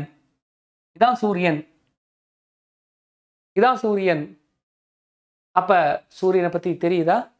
அப்ப 6 ஜோன் கொடுத்துருக்காங்களே சார். உள்ள இருக்கிற ஜோனை 3ஆ பிரிச்சாங்க இல்லையா, அதனால 6 ஜோன். வெளியே இருக்கிற ஜோன் 2ஆ இருக்குல்ல, குரோமோ கொரானான்னு. உள்ள 3, வெளியே 2, நடுவில் 1 இருக்குல்ல, போட்டோஸ்போர். அதனால 6 பகுதிகள் இருக்கு. வெளிப்புறத்தில் இருக்கக்கூடிய டெம்பரேச்சர் என்ன? 5500 டிகிரி சென்டிகிரேட். ஆனால் சென்டரில் இருக்கக்கூடிய டெம்பரேச்சர் என்ன? 15 மில்லியன் டிகிரி சென்டிகிரேட். இல்லை டிஎன்பிஎஸ்சியில் கேட்ட கொஸ்டின் வெளிப்பகுதியில் இருக்கக்கூடிய அந்த டெம்பரேச்சரை பற்றி கேட்டிருக்காங்க. வெளிப்புறத்தில் இருக்கக்கூடிய டெம்பரேச்சரை பற்றி கேட்டிருக்காங்க. ஹைட்ரஜன் ஒன்று சேர்ந்து ஈலியம் உருவாகக்கூடிய ப்ராசஸ் தான் இது அப்படின்றது இங்கே சொல்லியிருக்காங்க. இப்போ ஒவ்வொரு பிளானட்டை பற்றி பார்த்தலாமா? சூரியனை பற்றி பார்த்தாச்சு. சூரியன் 3 பகுதி, உள்ள இருக்கிற பகுதி 3ஆ பிரியுது, வெளியே இருக்கிற பகுதி 2ஆ பிரியுது. ஹைட்ரஜன் ஹீலியம், ஹைட்ரஜன் தான் மெஜாரிட்டி, ஹீலியம் மைனாரிட்டி. அந்த ஹைட்ரஜன் ஒன்று சேர்ந்து ஹீலியம் உருவாகிட்டே இருக்கும், மறுபடியும் ஹைட்ரஜனும் ப்ரொடியூஸ் ஆகிட்டே இருக்கும். ஒரு கட்டத்தில் ஹைட்ரஜனும் இல்லாதப்போ ஹீலியம் உருவாக முடியாது, சூரியன் அழிஞ்சிடும், சூரிய குடும்பமும் அழிஞ்சிடும். ஆராய்ச்சிகள் போயிட்டு இருக்கு. இதான் சூரியன். இவன் தான் பிரைமரி எனர்ஜி சோர்ஸ். 1.3 மில்லியன் பூமி ஒன்று சேர்ந்தா எது இருக்குமோ அதுதான் சூரியன். சூரியன் தான் மையம். சொன்னது செகண்ட் நிக்கோபர், இரண்டாம் கோபர்னிக்கஸ். சூரியன் தான் மையம், இரண்டாம் கோபர்னிக்கஸ். சூரியன்லாம் இல்லை, பூமி தான் மையம், சொன்னது தாலமே. தாலமே எழுதின புக்கு அல்கெமிஸ்ட். தாலமே எழுதின book Alchemist. Okay okay yes, புரியுது. கொஞ்சம் கொஞ்சமாக உள்ளே போகுது கண்டென்ட், கொஞ்சம் கொஞ்சமாக உள்ளே போகுது கண்டென்ட். ஓகே, புரியுதா? எஸ். சூரியனுக்கான ரேடியஸ் கொடுக்குறாங்க, சூரியனுக்கான வால்யூம் கொடுக்குறாங்க. ஓகே, இருக்கட்டும். 8 பிளானட்டை பற்றி தெரிஞ்சுக்கோங்க. நம்ம பூமி இது வந்து என்னன்னா ஒரு நாள் அப்படின்றதுக்கான அளவு. நம்ம பூமி தன்னைத்தானே சுற்றி வரத்துக்கு 24 மணி நேரம் ஆகும். புதன், பூமிக்கு மேலே இருக்கக்கூடிய மெர்க்குரி தன்னைத்தானே சுற்றி வர, ஒரு வாட்டி சுற்றி வரணும்னா பூமி 56 வாட்டி சுற்றி வந்ததுக்கு சமம். வெள்ளி ஒரு வாட்டி சுற்றி வரனா பூமி 243 நாள் சுற்றி வந்ததுக்கு சமம். தன்னைத்தானே சுற்றி வர, சூரியனை சுற்றி வரத்தை பற்றி பேசல. ஒரு நாளுக்கான அளவு தன்னைத்தானே சுற்றி வரத்துக்கு. எல்லா பிளானட்டும் தன்னைத்தானே சுற்றிக்கிட்டு தான் சூரியனை சுற்றுது. ஓகேவா? செவ்வாயும் பூமியும் ஒரே மாதிரி தன்னைத்தானே சுற்றி வர 23-24 மணி நேரம் ஆகிறதுனால தான் செவ்வாயில் மனிதன் வாழ முடியுமான்னு செக் பண்ணிட்டு இருக்காங்க மாஸ்ல. மீதி எல்லாமே வியாழன் வந்து தன்னைத்தானே சுற்றி வர 9 மணி நேரம். சூரியன், அதாவது பூமி சுற்றுற வேகத்தை விட அதிகமாக சுற்றுதுன்னு அர்த்தம். நம்ம பூமி ஒரு வாட்டி சுற்றி வரும், வியாழன் 2 வாட்டி தன்னைத்தானே சுற்றிக்கும். 18 மணி நேரத்தை தாண்டி போகுதுல, சனி 10 மணி நேரம் தான் ஆகுது. Uranus, Neptune. இதுலேருந்து ஒரு விஷயத்தை நல்லா புரிஞ்சுக்கணும். அடுத்த 4 கோள்களும் பெரிய கோள்கள், லேசாக இருக்கிற கோள்கள், வெயிட் கம்மியாக இருக்கிற கோள்கள், கடல்லையே தூக்கி போட்டாலும் மிதக்கக்கூடிய கோள்கள். அந்த கோள்கள் தன்னைத்தானே ஒரு நாளைக்கு சுற்றி வரதுக்கு ஆகிற டைம் அப்படின்றது. பூமி 24 மணி நேரத்தில் ஒரு சுற்றுதுன்னா அவனுங்களாம் வந்து அதே நேரத்தில் 2-3 சுற்றிடுவானுங்க. 8 மணி நேரம், 9 மணி நேரம், 17 மணி நேரம், 18 மணி நேரம். புரியுதா? இதான் விஷயம். ஓகே, பெருசாக கொஸ்டின் கிடையாது. ஓகே, பெருசாக கொஸ்டின் கிடையாது. அடுத்தது இந்த காலவரிசை, புதன், வெள்ளி, பூமி, செவ்வாய், வியாழன், சனி, யுரேனஸ், நெப்டியூன் இருக்கு இல்லையா, அதுக்கான விஷயத்தை வந்து கொடுத்துருக்காங்க. இதையும் நம்ம வந்து நெக்லெக்ட் பண்ணிடலாம். பிளானட்னா தனக்குன்னு ஒரு பாத்து இருக்கணும், அதுதான் இங்கே வந்து பிளானட் அப்படின்னு சொல்கிறோம். இதில் ஒரே ஒரு கொஸ்டின் வந்து இருக்குது. என்ன கொஸ்டின் அப்படின்னா, வெள்ளி, யுரேனஸ் கோள்களை தவிர மற்ற அனைத்து கோள்களும் எதிர் கடிகார சுற்றில் மேற்கிலிருந்து கிழக்காக அச்சில் சுற்றி வருகிறது. யார் யாரு? வெள்ளி, Uranus. Venus, Uranus. Venus, Uranus. Jupiter, Saturn, Uranus, Neptune, all planet rotate anti-clockwise. Venus, Uranus மறுபடியும் வருது. புதன், வெள்ளி, பூமி, செவ்வாய், வியாழன், சனி, யுரேனஸ், நெப்டியூன். மொத்தம் வெள்ளி, யுரேனஸ் கோள்களை தவிர பிற கோள்கள் அனைத்தும் சூரியனை எதிர்காலத்தில் மேகி அப்படின்ற மாதிரி நான் வச்சுக்கோங்க. ஸோ வீனஸ், யுரேனஸ், வெள்ளி, யுரேனஸ். ஓகேவா? Venus, Uranus. இதை எப்படி நாம் வச்சுக்கலாம்னா, வீனஸ், யுரேனஸ் கோள்களை தவிர பிற கோள்கள் அனைத்தும் எதிர்கடிகாரம். எதிர்கடிகாரம்னா என்னன்னா, இது கிழக்கு, இது மேற்கு, இது வடக்கு, இது தெற்கு. ஓகேவா? இது பிளானட்.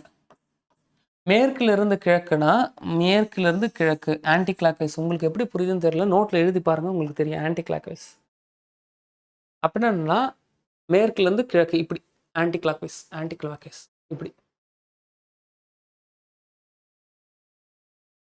வெள்ளி, யுரேனஸை தவிர மீதி எல்லாமே ஆன்டி கிளாக்வைஸ். வெள்ளி, யுரேனஸ் மட்டும் கிளாக்வைஸ். இது கொஸ்டின் ஏரியா. மேற்கிலிருந்து கிழக்கு மேகி சாப்பிட்றாங்க. யாரை தவிர? யூவியை தவிர. யூவி யாரு? யுவராஜ் சிங். யுவராஜ் சிங்கை தவிர, யூவியை தவிர மீதி எல்லா கிரிக்கெட் பிளேயரும் மேகி சாப்பிட்றாங்க. மேற்குல இருந்து கிழக்கு. Uranus, Venus. யுவராஜ் சிங்கை தவிர மீதி எல்லாருமே மேகி சாப்பிட்றாங்க. யுவராஜ் சிங் மட்டும்தான் வந்து என்ன சாப்பிட்றாரு? சப்பாத்தி இல்லை வேற ஏதோ சாப்பிட்றாருன்னு வச்சுக்கோங்க, அவ்வளோதான். யூவியை தவிர மீதி எல்லாரும் மேற்குல இருந்து கிழக்கு சுத்துறாங்க. யூவி மட்டும்தான் கிழக்குல இருந்து மேற்கு சுத்துறாங்க. மேற்குல இருந்து கிழக்கு அப்படின்றது ஆன்டி கிளாக் வைஸ், கிழக்குல இருந்து மேற்கு அப்படின்றது கிளாக் வைஸ், கிழக்குல இருந்து மேற்கு அப்படின்றது கிளாக் வைஸ். ஓகேவா? இந்த ஒரு பாயிண்ட் எழுதியாச்சா? பிளானட்ஸை பத்தி பார்க்கறதுக்கு முன்னாடி இதை பத்தி தெரிஞ்சுக்கணும். ஓகே, உட்புற கோள்கள் அல்லது புவி நிகர் கோள்கள், டெரஸ்ட்ரியல் பிளானட் அப்படின்னு சொல்லுவோம். மொத்தம் ஒரு 4 பிளானட் இருக்குல்ல, மெர்க்குரி, வீனஸ், எர்த், மார்ஸ், இவங்க எல்லாருமே வந்து டெரஸ்ட்ரியல் பிளானட் சொல்லுவோம். அடுத்த 4 பிளானட் இருக்குல்ல, இவங்க அவுட்டர் பிளானட், கேசியஸ் பிளானட் சொல்லுவோம் அப்படின்னு சொல்றாங்க. ஓகேவா? ஸோ முதல்ல பார்த்தீங்கன்னா புதன். ஒவ்வொரு பிளானட்டுக்கும் 5 மினிட்ஸ் தான் இருக்க போகுது. 40 மினிட்ஸில் இந்த கிளாஸ் முடிய போகுது. B focus. முதல்ல இருக்கிறது புதன். சூரியனுக்கு பக்கத்தில் இருக்கு. சூரியனுக்கு பக்கத்தில் இருக்கு. இந்த புதனுக்கு இங்கிலீஷ்ல மெர்க்குரி. மெர்க்குரினா கடவுளோட பேரா, ரோம் கடவுளுடைய பேரா. மெர்க்குரின்றது கடவுளோட பேரா. கோள்களை கடவுளா பார்க்கறது இந்தியன் கல்ச்சர் மட்டும் இல்லை, உலகத்தோடைய கல்ச்சரே அதுதான். மெர்க்குரி அப்படின்றது, புதன் அப்படின்றது, புதன் பகவான் சொல்றோம் இல்லையா, அந்த புதன் பகவான் ரோமாபுரி கடவுள். அப்ப ரோம்ல மெர்க்குரி அப்படின்றது கடவுளோட பேரு. அந்த கடவுளாலதான் இந்த புதனுக்கு பேர் வந்து வைக்கிறாங்க. Mercury is not English name, it is Latin name. இந்த கோள்ல வந்து பாத்தீங்கன்னா தண்ணியோ வாயோ கிடையாது. இந்த கோள்ல வளிமண்டலம் இல்லை. அதனால அதிகமான டெம்பரேச்சர் பகல்லையோ அதிகமான குளிர் ராத்திரியும் இருக்கோ. இந்த கோளை நம்ம வெறும் கண்ணாலே பார்க்கலாம். இதுக்கு சேட்டலைட் கிடையாது. அவ்வளவுதான், சிம்பிள், முடிஞ்சிச்சு. புதன் கடவுளுடைய பேரு, அதிகமான டெம்பரேச்சர், அதிகமான குளிர்ச்சி வந்து என்னன்னா இருக்கும். ரோமாபுரி கடவுளுடைய பேரு. வளிமண்டலம் இல்லை. புதன் இத்தனைக்கு சூரியனுக்கு பக்கத்துல இருக்கு. சூரியனுக்கு பக்கத்துல இருந்தாலும் புதன் அதிகப்படியான டெம்பரேச்சரோட இருக்குமான்னு கேட்டால் இல்லை. பகல் அதிகமாக இருக்கும், இரவு அதிகமான குளிராக இருக்கும். இது வேற. இப்போ நான் பேச போகிறது வேற. புதனுக்கு அடுத்ததா, இது புதன், இதுக்கு அடுத்ததா இன்னொரு கோள் இருக்கு. அதுக்கு பேர் வெள்ளி, வீனஸ். வீனஸ் புதனை விட ஹீட்டாக இருக்கும். அது ஏன்னு பார்க்கலாம். வீனஸ் இரண்டாவது கோள். இரண்டாவது கோள் தன்னைத்தானே சுற்றி கொள்ள 243 நாள் ஆகும். அந்த டேபிளில் பார்த்தா கண்டென்ட். UV, Uranus, Venus. யுரேனஸை போல இந்த கோளும் கிழக்குல இருந்து மேற்கு. யூவியை தவிர எல்லாரும் மேகி சாப்பிட்றாங்க மேற்குல இருந்து கிழக்கு. இவங்க மட்டும் கிழக்குல இருந்து மேற்கு. 2 பேர் யூவி, யுரேனஸ், வீனஸ். அந்த பாயிண்ட் இங்க சொல்றாங்க. இதுக்கும் சேட்டலைட் கிடையாது. there is no satellite. இதுவும் ரோமாபுரி கடவுள் தான், இதுவும் கடவுள் தான். விடிவெள்ளி வெறும் கண்ணிலே பார்க்கலாம். அது போல இதையும் வெறும் கண்ணிலே பார்க்கலாம். ஆனால் புதனை விட இந்த வெள்ளி அதிகமான ஹீட்டோடு இருக்கிறதுக்கு காரணம் என்ன அப்படின்னா, இதுல வளிமண்டலம் இருக்கு. நான் முன்பே சொன்னது போல பூமிக்கு மட்டும்தான் காத்து இருக்குன்னு இல்லை, நிறைய பிளானட் காத்து இருக்கு. ஆனா பூமியில மட்டும்தான் ஆக்சிஜன் இருக்கு. முதல் புதன், 2வது வெள்ளி. மண்டையில் ஏத்தியாச்சா? ஏத்தியாச்சா? Lowest around planet, SSC question. Very good Sridhar. Question practice பண்ண தான் உங்களுக்கு தெரியும். அதை எப்படி கண்டுபிடிப்பீங்க? ஒரு நாளுக்கு ஒரு வாட்டி தன்னைத்தானே சுற்றி வர எவ்வளோ டைம் எடுக்குது, அதை வச்சு இந்த கொஸ்டின் கேட்டிருக்காங்க. Lowest around planet. ஓகேவா? ஸோ இந்த மாதிரி டேட்டா வச்சு எப்படி கொஸ்டினை கேட்குறாங்கன்றது தெரியும். முதல்ல டேட்டா உள்ளே போட்டோம், அடுத்த கொஸ்டின் ப்ராக்டிஸ்குள்ளே போங்க. ஓகேவா? சரி, அப்போ வெள்ளியை பற்றி பார்த்தாச்சு, புதனை பற்றி பார்த்தாச்சு, வெள்ளியை பற்றி பார்த்தாச்சு. அடுத்தது பூமி. பூமி பூமி 5வது பெரிய கோள். சூரியனிடமிருந்து 3வது கோள். அதே 5வது பெரிய கோள்னா சூரியன் கிட்ட இருந்து பக்கத்துல 4 கோளுமே சின்னதுதான். அடுத்தது ஆஸ்ட்ராய்டு பெல்ட் வரும். அடுத்தது 4 கோளுமே நல்லா பெருசா இருக்கும். அப்ப இந்த 4மே பெருசா இருக்கு. 5வது ஒரு பெரிய பிளானட் எது அப்படின்னா பூமி. அதான் 5வது பெரிய கோள் சொல்றோம். 5வது பெரிய கோள் எது அப்படின்னு பார்த்தீங்கன்னா பூமி. கடவுளின் பெயரால் அழைக்கப்படாத ஒரே கோள் பூமி. நீலக்கோள், நீர்க்கோள்னு சொல்றாங்க, மெஜாரிட்டி வாட்டர் இருக்கிறதுனால. பூமியுடைய போலார் டிஸ்டன்ஸ் வந்து பாத்தீங்க அப்படின்னா நார்த் டு சவுத் 12714. அதோடைய ஈக்குவேட்டர் டிஸ்டன்ஸ் வந்து பாத்தீங்க அப்படின்னா 12756. பூமி சூரியனை ஒரு செகண்ட்ல 30 கிலோமீட்டர் வேகத்துல சுத்துமா. இப்படி தன்னைத்தானே சுத்துறதுல அது 30 கிலோமீட்டர் வேகத்துல சுத்துமா. பூமியில் மட்டும்தான் அத்தனை உயிர்களும் வாழ முடியும். பூமிக்கு சூரியனுக்கும் இடையில இருக்கக்கூடிய ஆஸ்ட்ரானமிக்கல் யூனிட்டை இங்கேயே பேசியிருக்காங்க. மொத்தம் 3 பிளானட் முடிச்சாச்சு. 3 பிளானட் முடிச்சாச்சு. ஓகேவா? S, fine. 4வதா ஒரு பிளானட் இருக்குன்னா அது செவ்வாய்.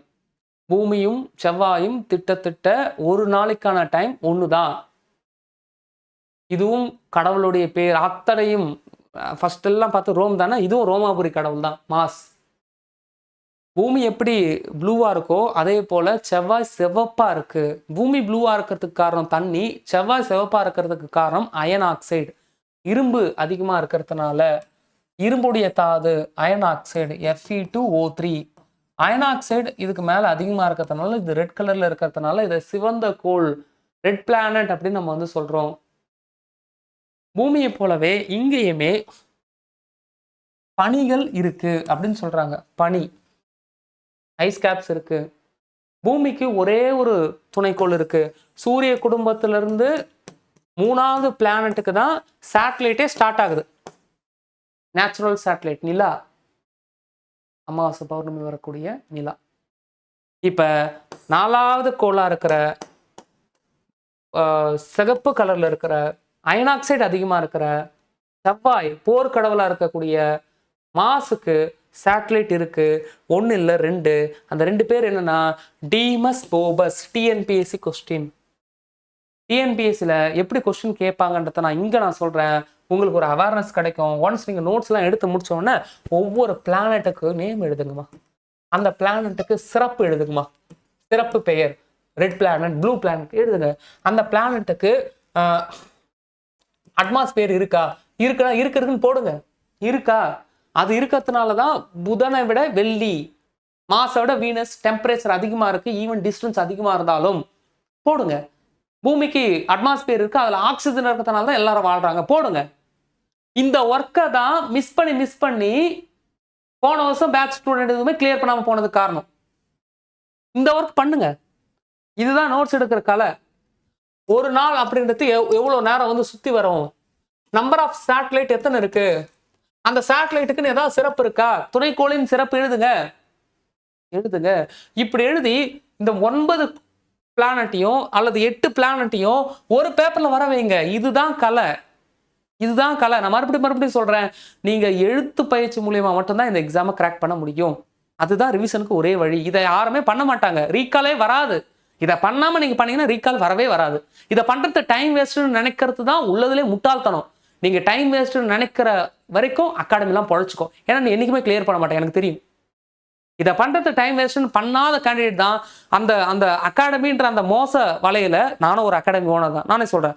அகாடமி சுத்தி வருவீங்க. இதை பண்ணுங்க. நான் இப்படி சொன்னாவது பண்ண ஆரம்பிக்கிறீங்களான்னு பார்ப்போம். இதை பண்ணுங்க. 1 இயர்ல கிளியர் பண்ணலாம். என் சட்டை பிச்சுக்கலுங்க. ஃபுல் டே டைம் இருக்கு. இந்த ஒரு சாப்டரை 2 பேஜஸ்ல கொண்டுட்டு வரணும். மொத்த பிசிக்ஸையும் 10 பேஜஸ்ல கொண்டுட்டு வரணும். மொத்த சயின்ஸையும் 30 பேஜஸ்ல கொண்டுட்டு வரணும். மொத்த ஜிஎஸ்சியும் 300 பேஜஸ் லாங் சைஸ் நோட்ல கொண்டுட்டு வரணும். மொத்த சிவிலியும் 300 பேஜஸ் லாங் சைஸ் நோட்ல கொண்டுட்டு வரணும். உங்க மொத்த ஏஐக்கான கண்டென்ட்டை 2 லாங் சைஸ் நோட்ல சுருக்கணும். அதை சுருக்கிட்ட அப்புறமும் நீ ஜெயிக்கலன்னா என்ன கேட்கலாம். அந்த ப்ராசஸ் பண்ணதுக்கு அப்புறமும் நீ ஜெயிக்கலன்னா என்ன கேட்கலாம். அந்த ப்ராசஸ் பண்ணா உனக்கு ஒரு அப்பாயின்மெண்ட் ஆர்டர் வராது. அந்த ப்ராசஸ் பண்ற வரையும் உனக்கு அப்பாயின்மெண்ட் ஆர்டரே வராது. ஃபர்ஸ்ட் விஷயம். அந்த ப்ராசஸ் பண்ணதுக்கு அப்புறமா 1க்கு 4 அப்பாயின்மெண்ட் ஆர்டர் வரும். கிளாஸ் 3 மணி நேரம்னா 9 மணி நேரம், அதாவது 3x3 9 மணி நேரம் நீங்க உழைக்கணும். நேற்று நடத்தின பிரிக்குக்கும் இதான் நான் சொல்லுவேன். இன்னைக்கு நடக்கிற இதுக்கும் நான் இதான் சொல்லுவேன். ரெக்கார்டட் வீடியோவா நீங்க பாக்குற கெமிஸ்ட்ரிக்கும் அதான் நான் சொல்லுவேன். நாளைக்கு பார்க்க போற கெமிஸ்ட்ரி மேத்தமெட்டிக்ஸும் நான் அதான் சொல்லுவேன். நீங்க உழைக்கிறது எனார்மஸா இருக்கு.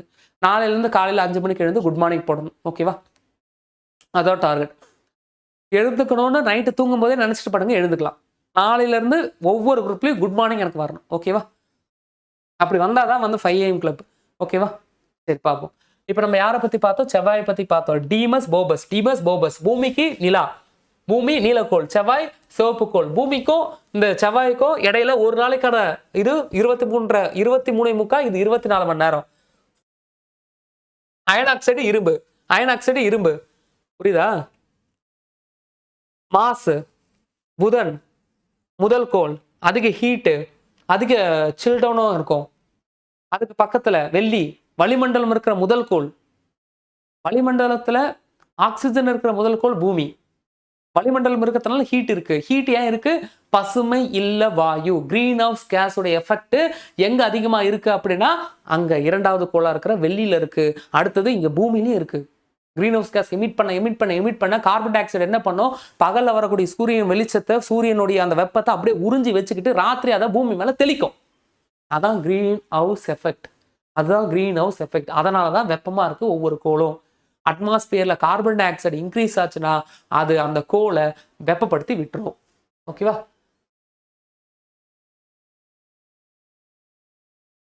செவ்வாய்க்கு மங்கள்யான் அனுப்பின அந்த இன்ஃபோ ரொம்ப முக்கியம் டிஎன்பிஎஸ்சி எக்ஸாமுக்கு.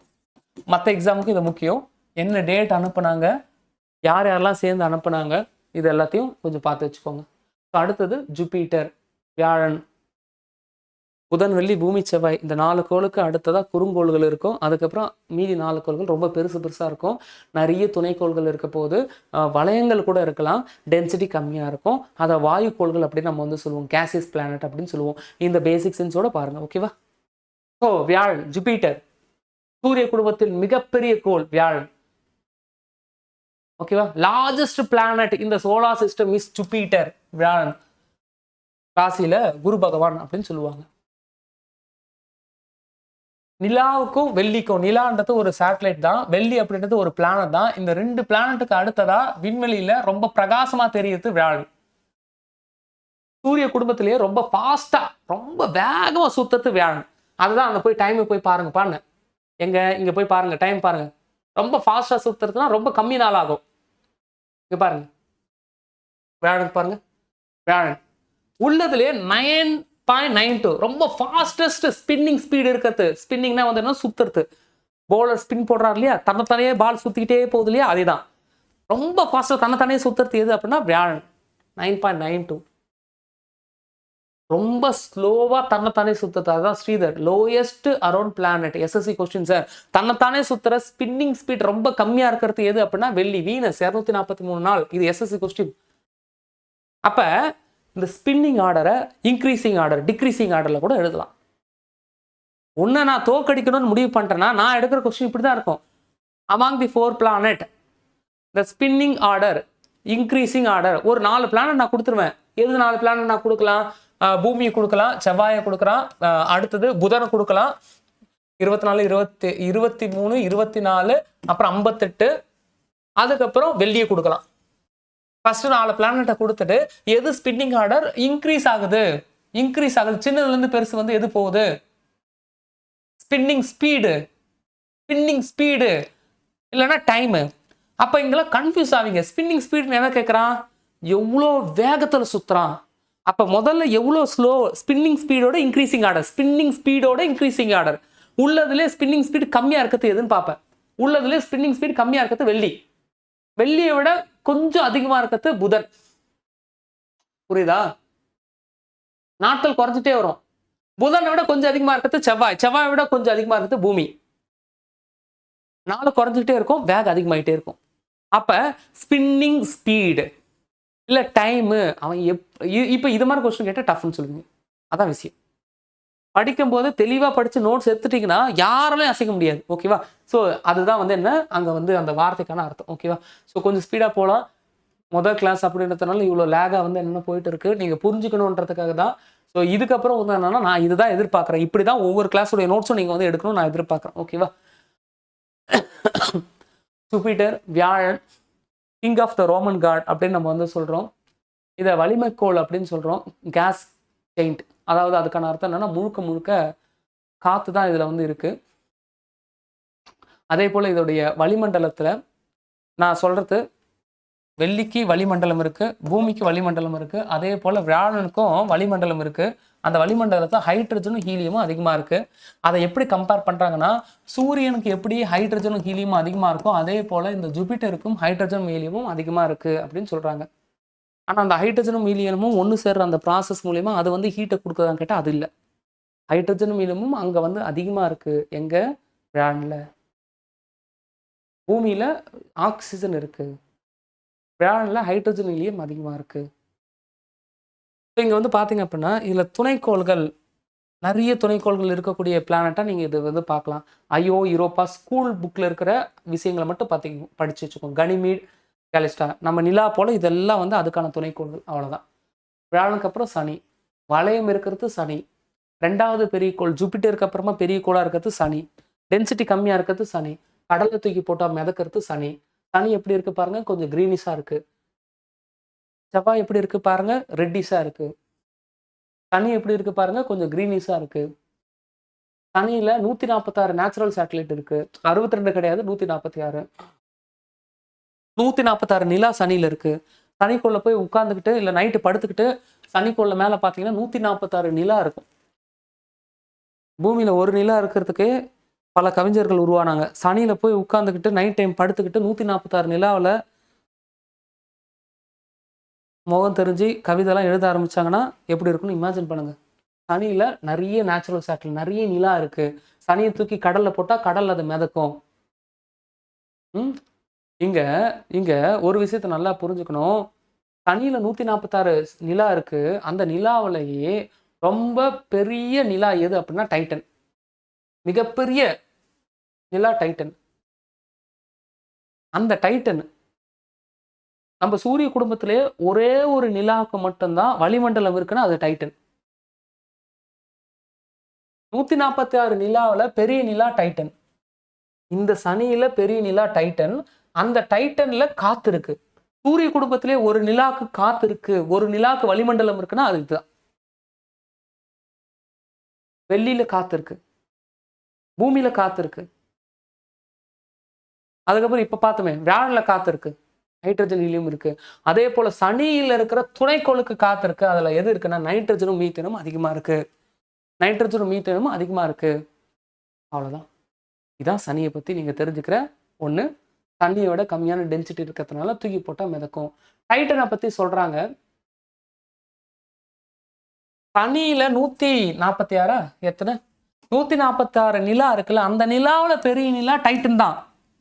அதே போல சூரிய குடும்பம் இருக்குல்ல, மொத்த சோலார் ஃபேமிலி 8 பிளானட்டுக்குமே தனித்தனி சேட்டலைட் அங்கங்க இருக்குல்ல. பூமியிலிருந்து ஆரம்பிக்கும். பூமிக்கு ஒரு சேட்டலைட், செவ்வாய்க்கு 2 சேட்டலைட், அப்புறம் 62, அப்புறம் 146 வருதுல. இந்த மொத்த சேட்டலைட்ல டைட்டன் 2வது பெரிய சேட்டலைட். அப்போ முதல் பெரிய சேட்டலைட் எது நம்ம பார்க்கணும் இனிமே. இதான் இதுக்கான அர்த்தம்.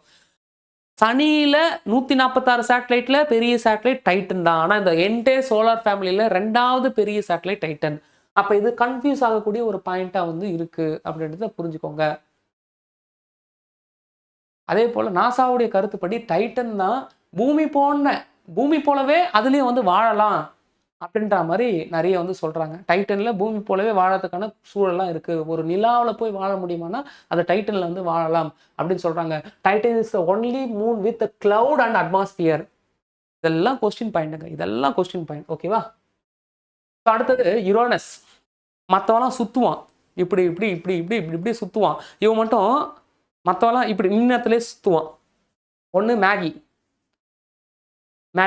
8 பேர் மேகி சாப்பிட்றாங்க, யுவராஜ் தவிர, யூவியை தவிர.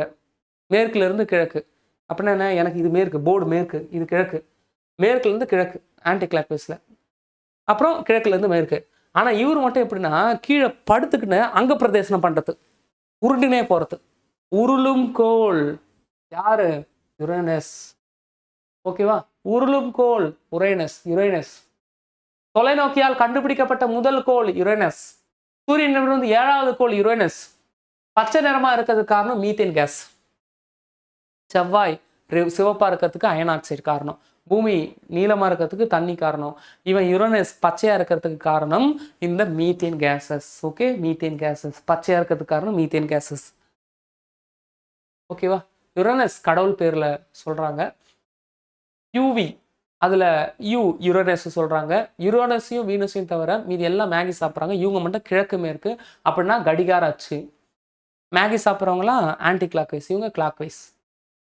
27 துணைக்கோள் இருக்கு. அந்த 27 துணைக்கோள்ல டைட்டானியான்ற ஒரு துணைக்கோள் தான் பெருசு. சனிக்கு டைட்டன், இந்த யுரேனஸ்க்கு டைட்டானியா. சனிக்கு டைட்டன், இந்த யுரேனஸுக்கு டைட்டானியா.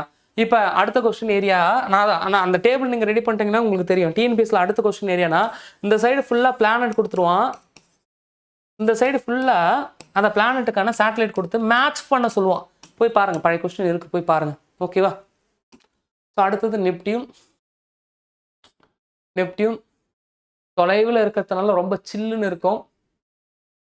14 துணைக்கோள் இருக்கு.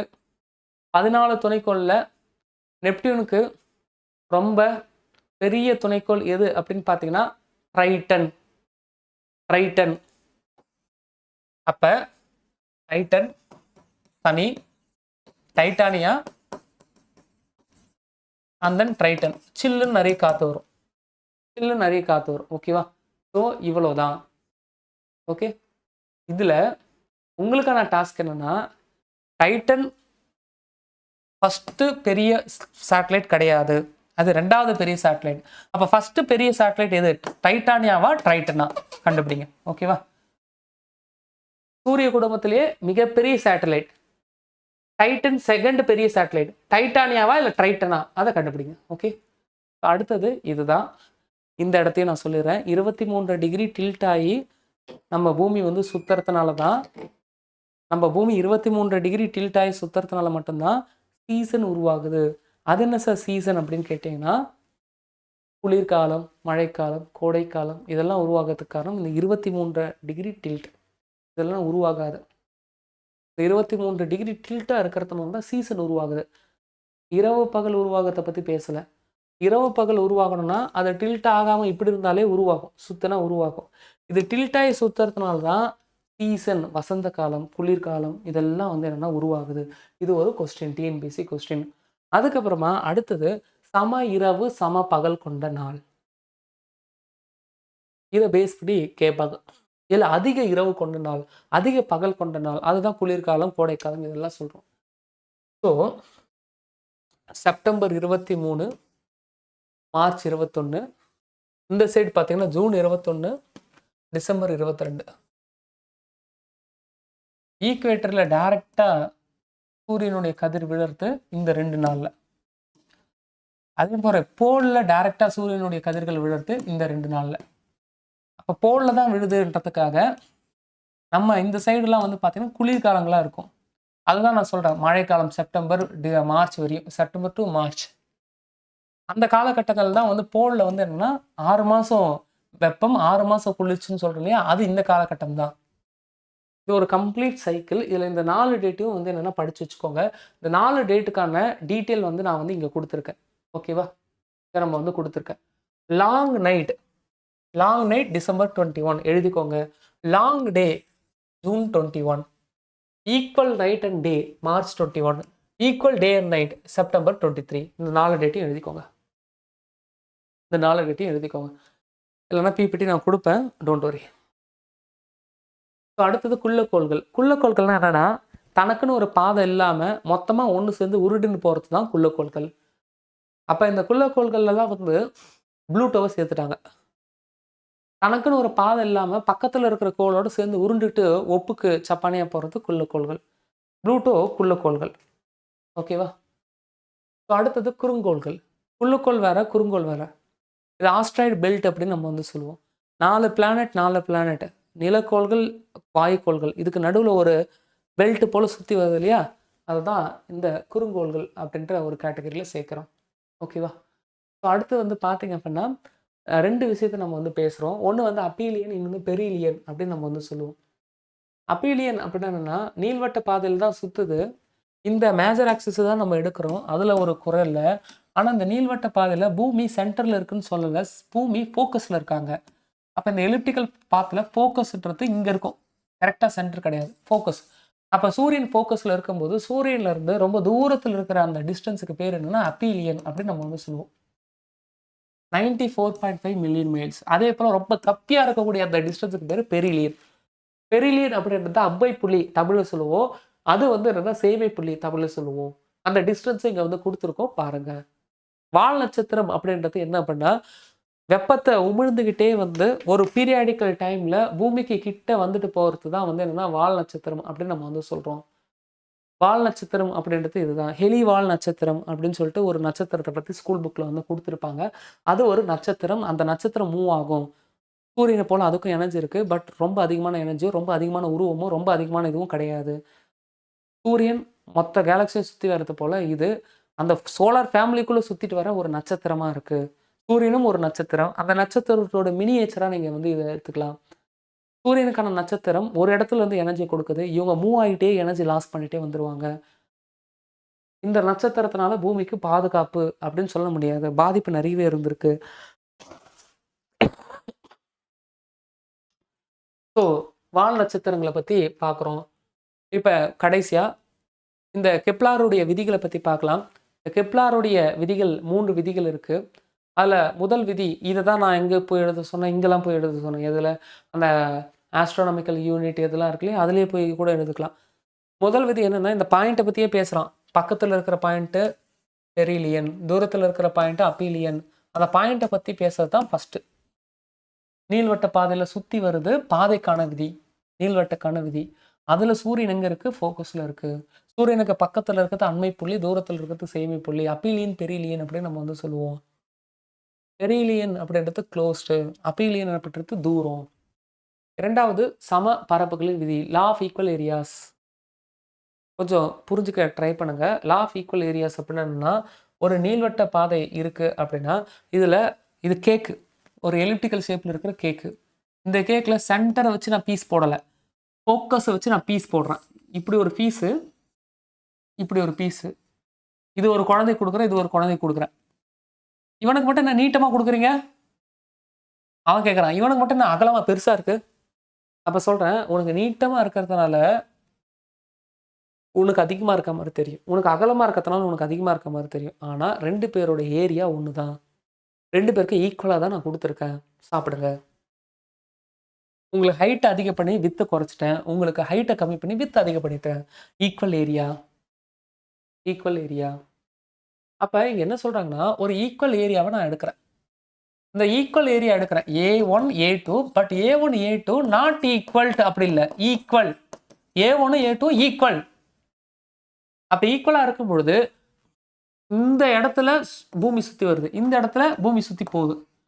இந்த இடத்த சுத்தி வரதுக்கான டைம் T1ம், இந்த இடத்த சுத்தி போறதுக்கான டைம் T2ம் ஈக்குவல். இதான் இந்த விதி. அது எப்படி நீங்க கேட்கலாம்? இங்க இவ்ளோ தூரம் இருக்குல்ல, இந்த தூரத்தையும், இந்த கம்மியான தூரத்தையும் ஒரே நேரத்துல தான் சுத்துமா? தூரம் அதிகம் இல்ல, டைம் அதிகமாகணும்னு கேட்கலாம். அங்க நான் இன்னொன்னு சொல்றேன். இங்க தூரம் அதிகமா இருக்குதா, நான் உண்மையை ஒத்துக்கிறேன். ஆனா சூரியன் ரொம்ப பக்கத்துல இருக்கிறதுனால, சூரியன் அந்த பூமி மேல ஏற்படுத்தக்கூடிய விசை ரொம்ப அதிகம். அதனால இந்த டிஸ்டன்ஸை வேகமா கடக்கும். நான் இங்க வேகத்தை பத்தி பேசல, டைமை பத்தி தான் பேசுறேன். இங்க வேகமா கடந்து, ரொம்ப ஃபாஸ்டா கடந்து 5 மினிட்ஸ்ல கடக்குது. இங்க ரொம்ப ஸ்லோவா தான் மூவ் ஆகும். தூரம் அதிகம், ஈர்ப்பு விசை கம்மி. அதனால ஸ்லோவா மூவ் ஆகி 5 மினிட்ஸ்ல கடக்குது. இங்க தூரம் கம்மி, ஸ்பீடும் கம்மி. இங்க தூரம் அதிகம், ஸ்பீடு அதிகம். ஏன் ஸ்பீடு அதிகம்? பக்கத்துல சூரியன் வந்து ஈர்ப்பு விசை அதிகமா குடுக்கறதுனால. ஈக்குவல் ஏரியா இருந்தா ஈக்குவல் டைம்ல கடக்கும். ஈக்குவல் ஏரியா இருந்தா ஈக்குவல் டைம்ல கடக்கும். அத ஈக்குவல் ஏரியா லா.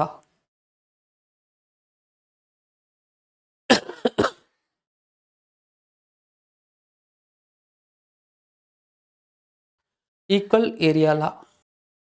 முதல் விதி, 2ஆம் விதி, 3வது விதி லா ஆஃப் ஹார்மோனிஸ் அப்படின்னு நம்ம வந்து சொல்லுவோம். இது என்ன லா ஆஃப் ஹார்மோனிஸ் அப்படின்னு சொல்றாங்கன்னா, மேஜர் ஆக்சிஸ், மைனர் ஆக்சிஸ் அப்படின்னு சொல்லிட்டு ஆக்சிஸ் வந்து இருக்கு. இது வந்து not about planet, not about Stars. Even வந்து ஒரு பிளானட்டை ஒரு சேட்டலைட் சுத்தும். ஒரு ஸ்டாரை ஒரு பிளானட் சுத்தும். ஏதோ 2 மாறி மாறி சுத்தி வரப்போகுது. ஏதோ 2 மாறி மாறி சுத்தி வரப்போகுது. சுத்தி வரதுக்கான டைம் இருக்கு இல்லையா? அந்த டைமை ஸ்கொயர் பண்றேன். இது நீளவட்ட பாதையில தான் சுத்த போகுது. நீளவட்ட பாதையில சுத்தும் போது மேஜர் ஆக்சிஸ்ன்னு சொல்லிட்டு ஒரு ஆக்சிஸ் இருக்கு. அந்த மேஜர் ஆக்சிஸை நான் எடுக்கிறேன். அந்த மேஜர் ஆக்சிஸோடைய கியூபுக்கு இந்த டைமுடைய ஸ்கொயர் டைரக்ட்லி ப்ரொபோஷனலா இருக்கும். இதான் இந்த 3வது விதி, ஒத்திசைவு விதி. அப்ப என்ன சொல்றாங்கன்னா, அந்த டைமுடைய ஸ்கொயர் மேஜர்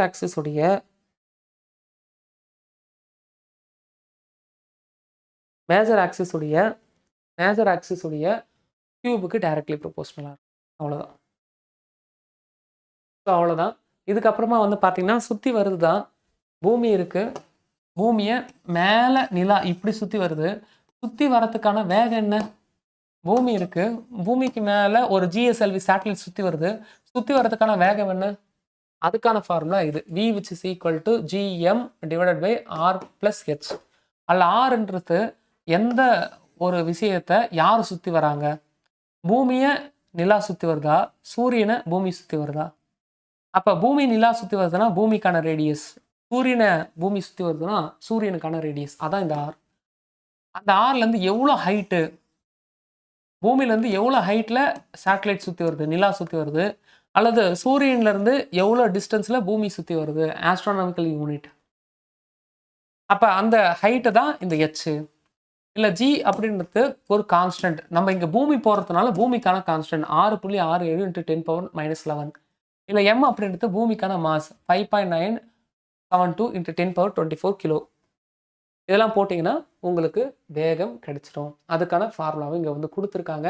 இப்போதைக்கு இது போதும். இதோட நான் வந்து ட்ரா பண்ணிக்கிறேன். இப்போ உங்களுக்கான டார்கெட்டை எழுதிக்கோங்க.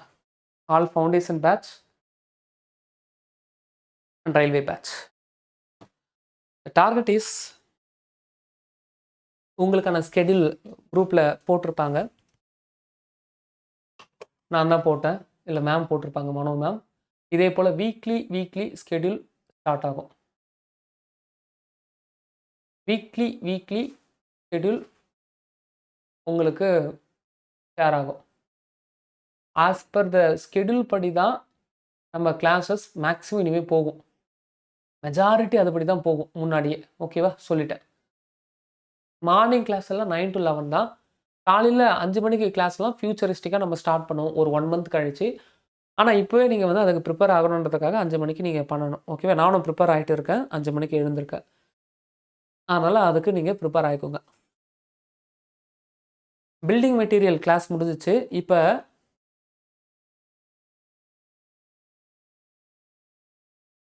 பயாலஜிக்கான main concept of life science அதுக்கான வீடியோ பார்க்க சொல்லிட்டேன். இன்னைக்கு நான் எடுத்தது யூனிவர்ஸை பற்றி எடுத்திருக்கேன். ஓகேவா? ஆனால் motion, force, law of motion தான் எடுத்திருக்கணும். But motion, force, law of மோஷனுக்கு முன்னாடி இதை நான் எடுத்துட்டேன். அடுத்த கிளாஸில் motion, force, law of motions இருக்கும். ஸோ டோன்ட் வரி.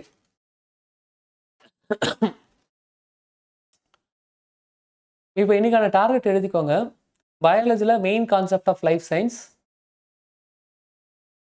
பிளான்ட் நியூட்ரிஷன் அண்ட் ஹார்மோன்ஸ், அது ரெண்டுத்தையும் படித்து முடிச்சிடணும். பிளான்ட் நியூட்ரிஷன்ஸ் அண்ட் ஹார்மோன்ஸ் இது எங்கே போய் பார்க்கணும்? பயாலஜி எங்கே போய் பார்க்கணும் அப்படின்னா எஸ்ஆர் இன்ஜினியரிங் கிளாஸஸ் ஆப் எடுத்துக்கோங்க.